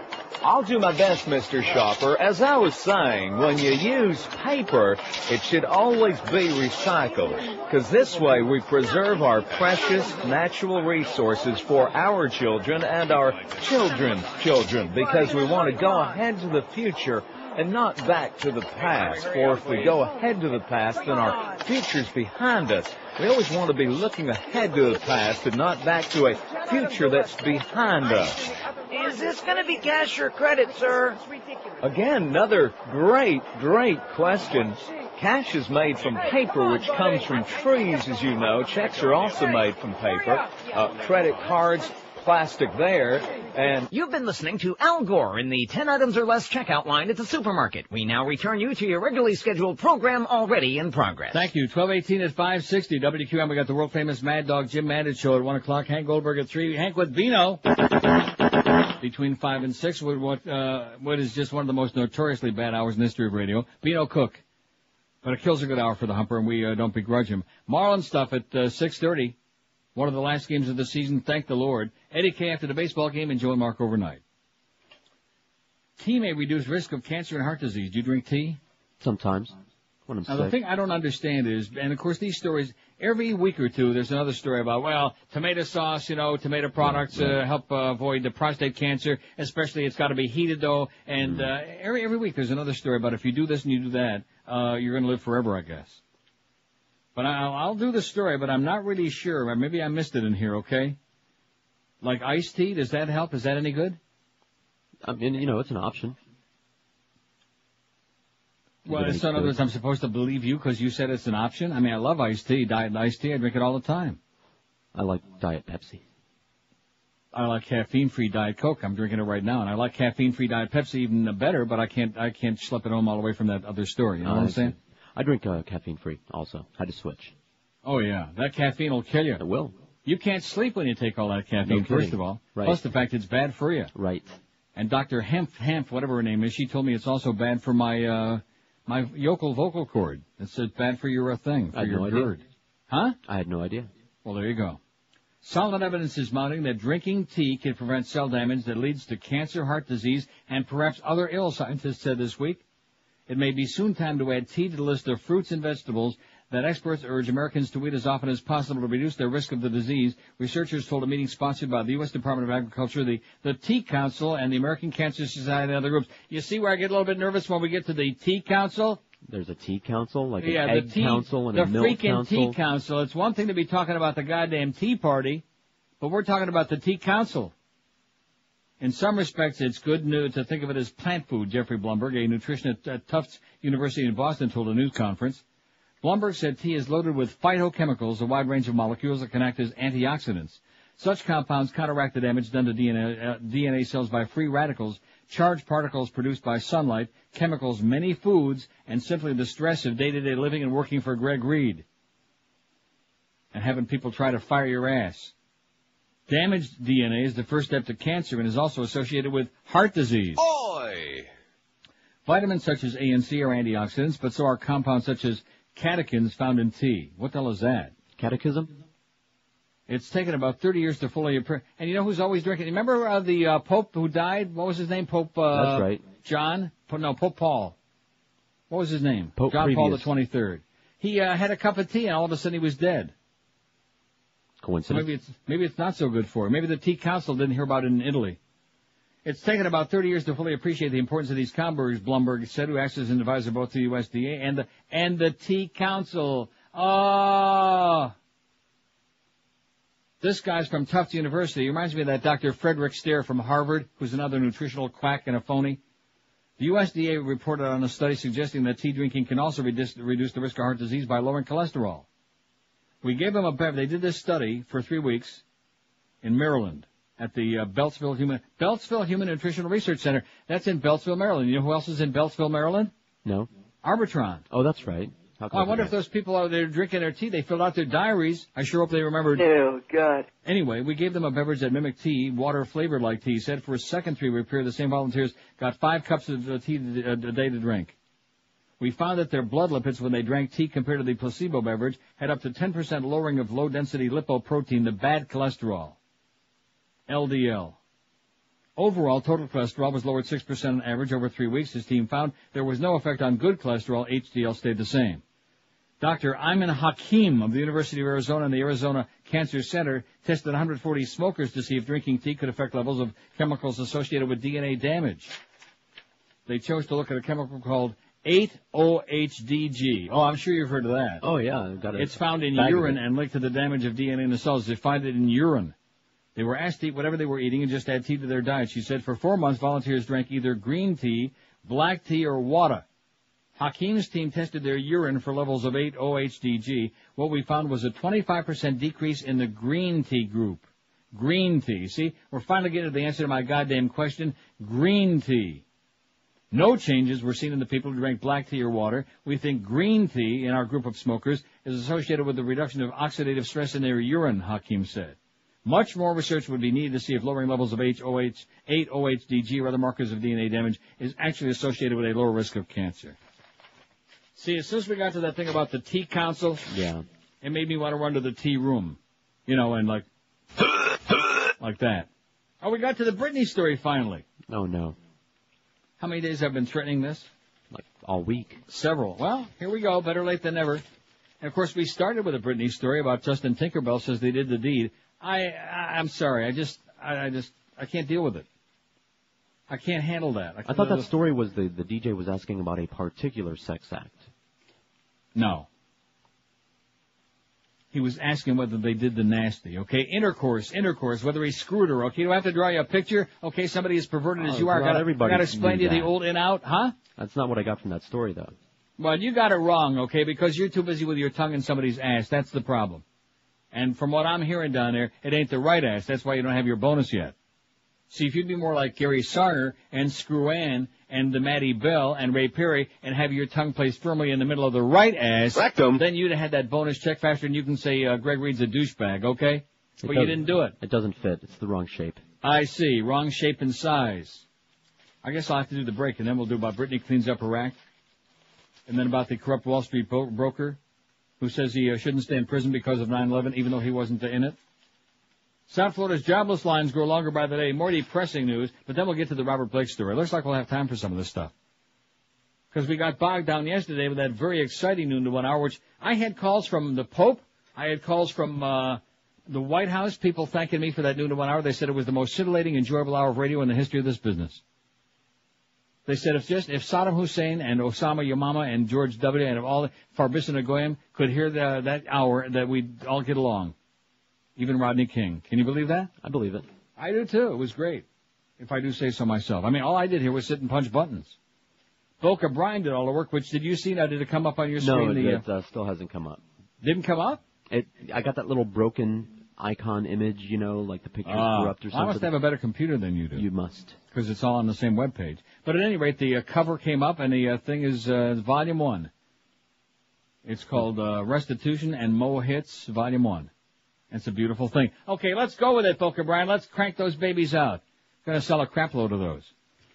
26 past noon at 560 WQAM. Pompano Harness is back in action starting tomorrow. Oh! The new first race post time is 7:15, and for the first time in the 40-year history of the track, there will be free clubhouse and grandstand admission all season long, and of course, as always, free general parking. Let me say it again, free clubhouse and grandstand admission all season long, and free parking too. There are 2 new wagers at Pompano Park this year. Come play the Super with a $10,000 bonus payout, or try one of the 2 Pick 4 wagers.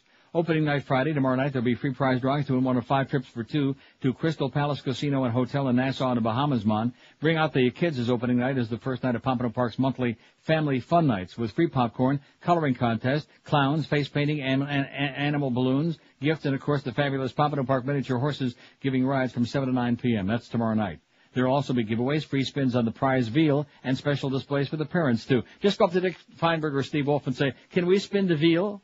For the next 3 weeks, Pompano Park will be open for live racing every Friday and Saturday. And, of course, it continues being open every day of your life, 7 days and nights a week, for simulcasting starting at noon. Just bring a big sack of money. Pompano Park on Powerline Road, a block south of Atlantic Boulevard. Don't forget, new post time 7:15 p.m. and live racing resumes tomorrow night at prestigious Pompano Park. Live and local.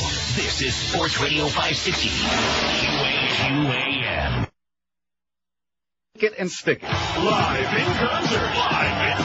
It's Al Gore with Bachman Turner Overdrive. Al Gore and BTO. You ain't seen nothing yet. You ain't seen nothing yet. Al Gore and Bachman Turner Overdrive with backup singer Larry King. You ain't seen nothing yet. Live in concert. Get your tickets now. I say to you tonight, and hear me well, you ain't seen nothing yet. I say to you tonight, he gives me the creeps, you know? Pathetic. 1231 at 560 WQAM. You know, they always said the Democrats couldn't win a fixed election, and they were right. Now, what's this thing you just faxed me here? What? About play Mo Howard, David Bitzer gets it again, not again, Wilt. Oh, it's just a picture that came over. The fax. Oh, because I see it's got a 516 or 561. I mean, I thought this was from Boca again. No. Good. We already decided on the one. Let's get with it, although this is kind of cute. No, it was just a cartoon that somebody did. He was just on the phone with me, by the way, Boca Brian, speaking of him. Yes? The tentative release date will be Tuesday, or completion date, we should say, for the disc. Right. Should be Tuesday, just so you know. So he better get a hold of Eric, and they better get their head together. And also, speaking of Eric, I talked to Carlos, who's sitting right there with an ugly look on his puss before the show today, and he's going to start getting involved. You better get with Eric and get the stuff to do, or so he claims, but he's a busy guy. He don't have time for us, which is fine, because he's going to benefit in the long run. He shouldn't be a hard ass. He shouldn't be so paranoid, because, see, what he's afraid of, I guess, is that Carlos would do such a good job, which he probably would, that then we just forget about Eric. We wouldn't do that, would we? We would never forget about Eric. Well, unless he did a really good job, you know. And I will. Eric owns the domain name anyway. What do you mean by that? Damn. He owns NeilRogers.com. Well, what about if we spelled N-E-A-L? K. Huh? I guess you could. Yeah, we could. And we're not, now why do you see, I got sucked into this, so I'm not changing anything. We love Eric. Eric is great. Of course we do. But you're just trying to bust his balls to get him off his big fat lazy ass is what you're trying to do. That's so you're not fooling me. But as far as owning the domain name, because it's a phony name anyway, I can spell it K-N-E-E-L. How do you like that, huh? Neil on this. Anyway, let's get back to Brittany. Speaking of Neil on this. No, must we? Brittany cleans up her act. And this one is now. Which one is this in? Then we'll find out how credible it is. It's in a goddamn. It's in one of them that doesn't tell you what it is on the bottom of the page. Oh no! How is that possible? I guess it's the Globe. It's either the Globe or the Star. But it doesn't say on the bottom of any of the pages I got which one it is. Anyway, no one paid much attention to the demure blonde sitting outside a West Hollywood coffee shop. With her hair pulled back in a sophisticated do and a pair of brown-rimmed glasses, she looked like a young teacher or secretary as she sipped a frozen latte drink. But the anonymous beauty was none other than Britney Spears! Oh! And friends say her conservative new look is just part of the bizarre new lifestyle that Britney has embarked on. Bizarre for Britney, that is. As she approaches her 21st birthday on December 2nd. God, is she getting old or what? The pop princess is reinventing herself and abandoning her childlike ways. Well, thank God. Gone are her jet-setting trips around the world, partying in London and club hopping in New York, L.A., and Miami. Gone is her experimentation with boozing. Damn it. Gone is the nonstop touring to the point of exhaustion. And gone is her unhealthy relationship with ex-love, underline the X part, Justin Tinkerbell. Bye. That's good, at least. That's, I don't want to talk. You know what it's like? There are three things. The whole religion thing. It just makes me so weak, I can't stand it anymore, okay? The fact that people believe this crap. And the politic thing. The fact that there are people who don't look at this man and either fall on the floor laughing or cry or both. You see what I'm saying? Right. And then that Justin Tinkerbell thing. I think that's a good trifecta, don't you? Yeah, very similar. Instead, Brittany's hanging out with Mom, visiting museums, and healing from the heartbreak of losing her first true love. Brittany's behavior is so bizarre to me because it's so different from what we're used to, says a friend. She's acting like an adult. As our pictures show, and I got them right here, the change in Brittany was obvious as she sat with her mom, Lynn, at the Coffee Bean Eatery in West Hollywood. She looked great, says an observer. She was wearing a simple top and jeans. She had her hair up and she was wearing glasses. What kind of glasses? They're okay. I mean, they're a little granny not really granny glasses, but close to them. Wanted to hear you say brown rim again. I don't want to say brown. See? Rectum. Everything that this man, he wonders why he had like a one share in the summertime. It wasn't just because he followed a dead man in the morning, but because of the fact that all he wants to talk about is ass, penetrating ass, licking ass, eating ass, investigating ass, sniffing ass, nose up the ass. That's all he wants to talk about. And you wonder why nobody, no decent, respectable person out there would listen to your show. My mother says you're the Antichrist, but she says you're getting better. Thanks, Mom. Yeah, pretty soon she'll be sniffing ass. Her own. Anyway, at first I didn't recognize her. Just 3 days later, Brittany was out with her mom again. It was clear that her new mature look isn't turning off the guys. As they sipped frosty iced drinks at the Coffee Bean at Sunset Plaza, a guy walked up to their table and slipped her his phone number. He slipped it to her. Seeing as how you're not dating Justin anymore, how about you and I going out, asked the songbird. There's my number. Startled, Brittany, dressed in a Chicago Cubs shirt and a black cap, picked up the paper as the guy walked away. Then she and her mother burst out laughing. Hey, we seen who you've been doing, Brittany, so as far as laughing is concerned, okay? Although, who knows, maybe it was Gilbert for... Maybe it was the guy with the eyes. Huh? Oh, God. Maybe it was the guy with a fanny pack. Says the guy was in his late 20s and really bold, said the eyewitness. He asked for a date right in front of her mother. Brittany obviously got a kick out of it. Maybe it was Clarence. Huh? It seems the blonde singer of Hit Me Baby One More Time is finally getting over Justin. Her new, more open attitude is helping, say pals. It's bizarre that the guy was even able to approach her, says another source. Just a few weeks ago, she would have been surrounded by her entourage. She wouldn't have gotten anywhere near her. Unfortunately, Brittany had to go through some pretty dark times before she finally saw the light. It goes on about the thing in Mexico, which I'm sure this article ain't talking about the wild diarrhea because she kept taking those laxatives. Oh, and look at this. Oh, wait till you hear this. Justin hypnotized to get over her. Oh, please. Even though Justin Tinkerbell pulled the plug on his romance with Britney Spears, it was still a traumatic split for him, filled with heartache and regret, say friends. But the instinct star found a way to wash that gal right out of his brain. Hypnotism. Star. See, I told her it was in the Star. Stars learned from a published report that he flew top British hypnotist Paul McKenna to New York for 2 secret sessions shortly after the breakup. Now, a friend says the singer is over Britney and happily dating charmed actress Alyssa Milano. Justin, who has a new solo single called Like I Love You, first saw McKenna on Montel Williams' show and got in touch with him after learning of his long list of celebrity clients, say sources. The hypnotist has helped Daryl Hannah beat stage fright, cured David Bowie of his flying phobia, and helped Spice Girl Mel B quit smoking.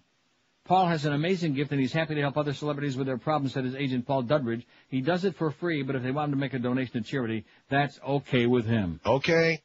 When McKenna arrived in New York, he reportedly sat down with Justin, put him into a deep trance just by talking to him, says an insider at Jive Records, the singer's label. Once Justin was relaxed, the hypnotist helped him to identify his deep-seated issues with Britney and the split, then showed him how to go beyond them and move on with his life. Move on with your life, you little punk, you ugly, talentless little turd.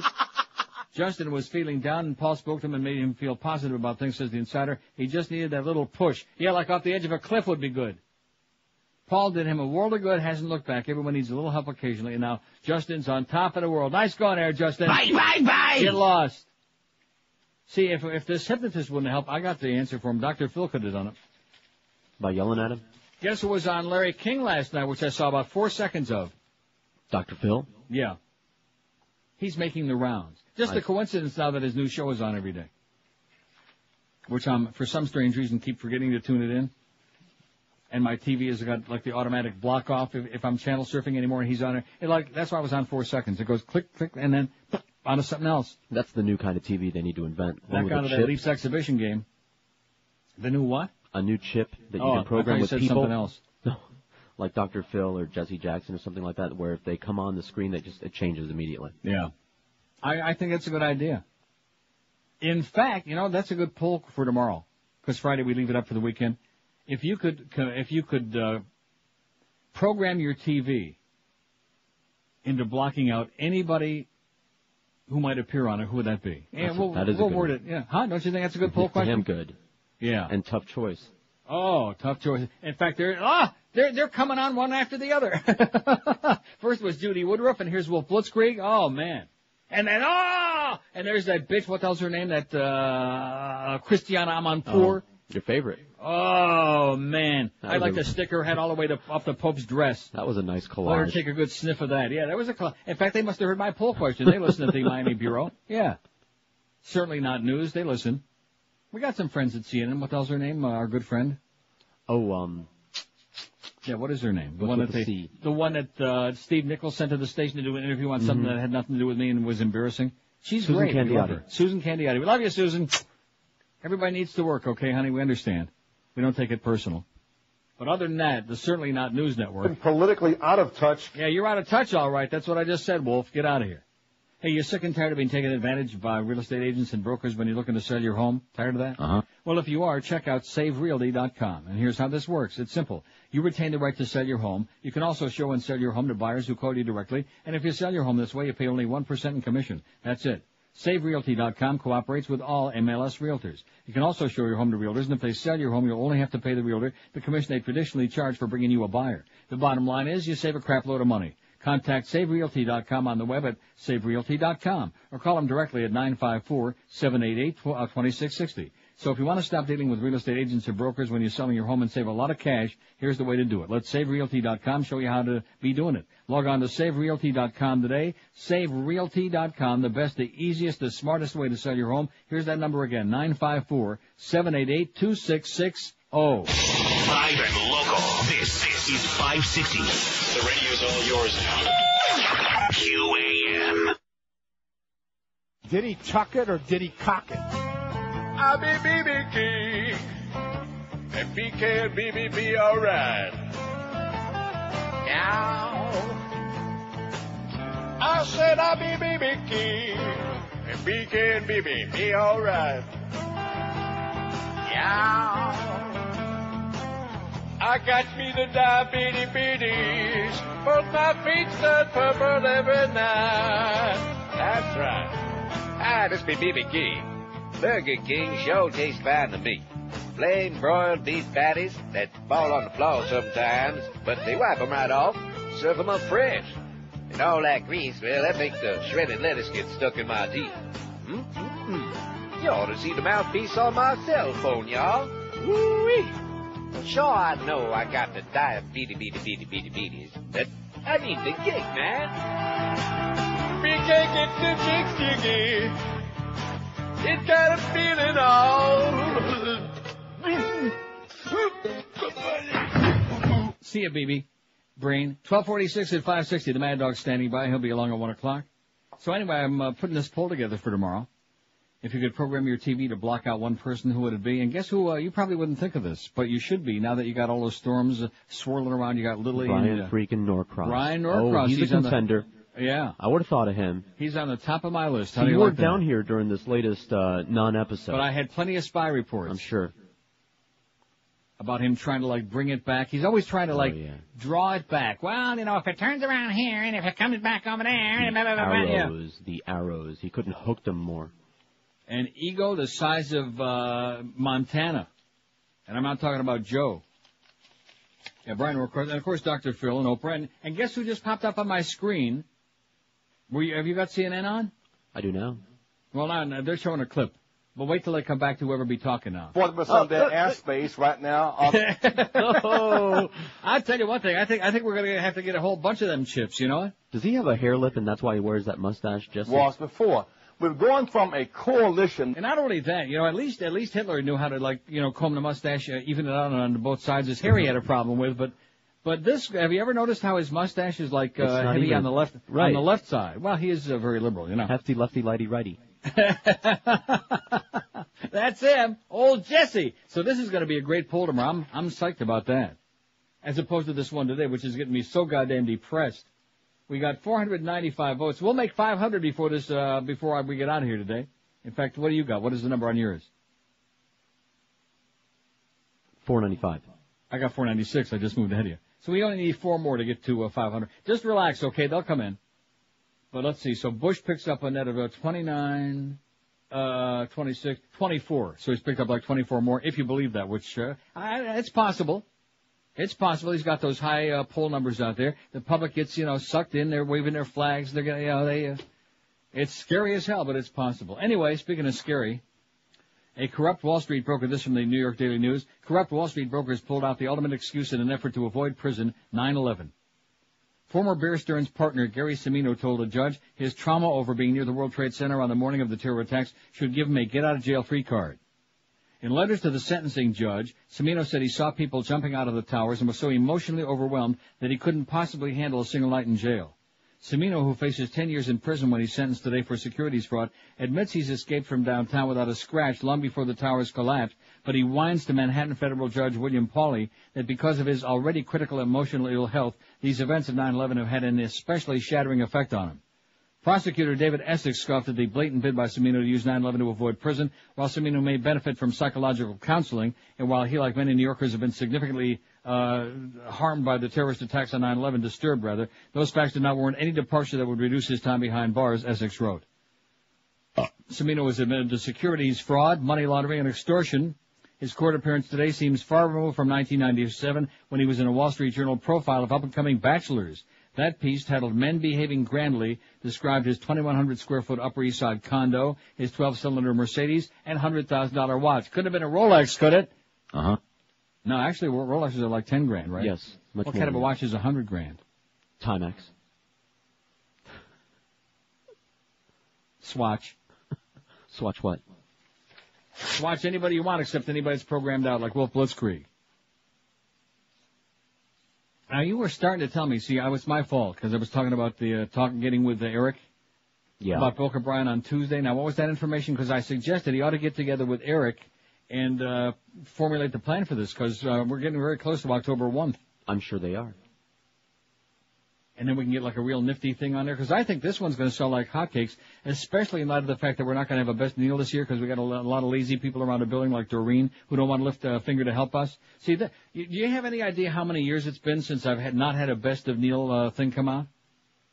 It goes all the way back to INZ. Every year we either had a cassette, which the Bird and Fat Rich used to like dub them off on those duplicating machines, you know? Right. Oh, I remember that machine. We either had cassettes, or we moved up in the world of CDs. We always had something every year. This is the first year we're having nothing. And don't look at me; it's not my doing. I was crestfallen. I was crushed when George and Miguel both look at me like, "Oh, we're not doing that this year, are we?" As if I have a choice, as if there's something I can do about it, you know? Like I'm going to do it myself. I'm going to wave my magic thing. Well, this will be good for Boca Brian. He'll actually make some money. Yeah. For a change. Yeah, but we could also raise some good money for charity. Yeah. Well, yeah, what? Are you picking on our friends, the dog people again? No, I wouldn't pick on them. Well, so pick on some of the other people, okay? Pick on what's her name over there at goddamn the other place. You know who I'm talking about. Pick on the Catholic Church there with the Camilla's house. Okay. But don't pick on my animal friends. But anyway, to make a long story short, we don't have no best needle this year because the station is a joke. It's a major. It's a farce. They give us nothing. Not only do they give us nothing, but now that they got 85 program directors, we still can't get any assistance. Can't even get a few pieces of copy, much less get any help on a Best of Neil CD. Back in the old days when we were on a real radio station, it was a different story. In fact, remember the good job at Paxson that year? Yeah, as a matter of fact, Tracy. Sensational job. Because we had like a real, took care of everything. Let's not go into it. You know, Miguel, he's overworked, underpaid, and he bellyaches a lot. He learned it from you. That's the way it goes. And he's got Doreen back there chasing him around the building. Hey, if you're running around, if you'd like to have somebody chase you around, maybe you need some hair. That's a good start. I don't think too many people with a big, ugly bald spot get chased around. That's what Boca Brian always complains about. Not too many people chasing him except bill collectors. No, but here's he the is answer. I beg your pardon? He is chased because and of not his by bald choice. spot. Charles Alfieri has been helping the famous and infamous and not so famous look their best for over 25 years with his spectacular, realistic, natural hairline system. It looks like the real thing, not like a piece. That's the difference. There's two things in life. There's like hair, or what looks like hair, and then there's a piece. So if you want to have some silly-ass wig on your head, be my guest, go right ahead. But if you want to have hair that looks like it's really grown out of your scalp, if you want to look like you don't have any bald spot at all, Chuck Alfieri, believe it or not, can make you look younger and better than you have in a hell of a long time, and probably better than you ever thought you could again. It's true, and there's nothing to lose but the bald spot because they give you a free consultation with absolutely no obligation, and they'll sit your ass down and show you just how great they can help you look. And if you mention Neil Rogers when you call to make the appointment, they'll give you an additional $200 discount off the already low price. And everybody gets Charlie's 30-day guarantee. If you don't love the way it looks and feels and smells, if you're not getting ahead at least 15 times a day, Charlie will give you a full refund, okay? We can't, not necessarily from women, but, nothing's perfect. So make the call today, 1-800-321-2413. That's 1-800-321-2413, or log on to their most prestigious website at charlesalfieri.com. We're Sports Radio 560 QAM. Oh, God. I'll have all the women I want, 'cause I got a really slick car. I'm checking the action down at 7-Eleven.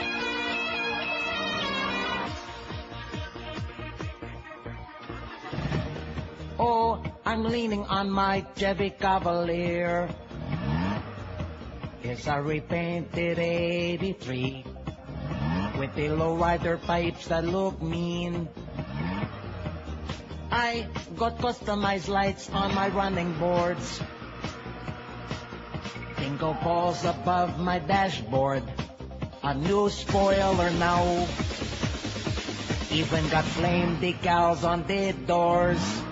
I'll have all the women I want, 'cause my subwoofers, they glow in the dark. I'm checking the action down at the 7-Eleven. Alright. When they see my oversized tires, then I know I'm going to score. I'm checking the action down at the 7-Eleven. 12:58 at 560 WQM. We're almost done. You realize that? I do realize that. I'm excited. And tomorrow we got that big poll coming up. Man, that's going to be great. We'll have anybody wants to make suggestions for that. You can do it. Fax it in now between now and tomorrow morning. Maybe you'll have a pile of faxes there when you come in. I got a pile. Or maybe you'll just have piles. If you could program, I'll probably reword the question, but this is generally what it's going to be. If you could program your TV to block out any one person, who would it be? Brian Norcross, Dr. Phil, Oprah, or Jesse Jackson is the for starters, right? Right. Anybody else just jump right out immediately? G.W. freaking Bush. Oh, yeah, that's... Oh, boy, howdy. Yeah, that's a possibility. Anyway, how did the poll come out today, Neil? Well, I'm glad you asked. If you had a chance to recast your 2000 vote for president today, what would you be doing? We got 515 votes. I'd vote the same for Gore, 267. I'd vote the same for Bush, 98. I didn't vote in 2059, 11.4%. Christ, on a crutch. I voted for Gore, but now I'd vote for Bush, 47. I voted for Bush, but now I'd vote for Gore, 18. I vote the same for Nader, 13. Stubborn, silly people. I voted for Nader, but now I'd vote for Gore, 7. I voted for Nader, but now I'd vote for Bush, 4. I voted for Buchanan, but I wanted to vote for Gore in Palm Beach, of course, 2. So the net is like 29, less 3 or 27, 24. Bush has picked up 24 extra votes. Huh? What? So I guess he stole more than enough. He's got 24 more, so he's got almost 600 now.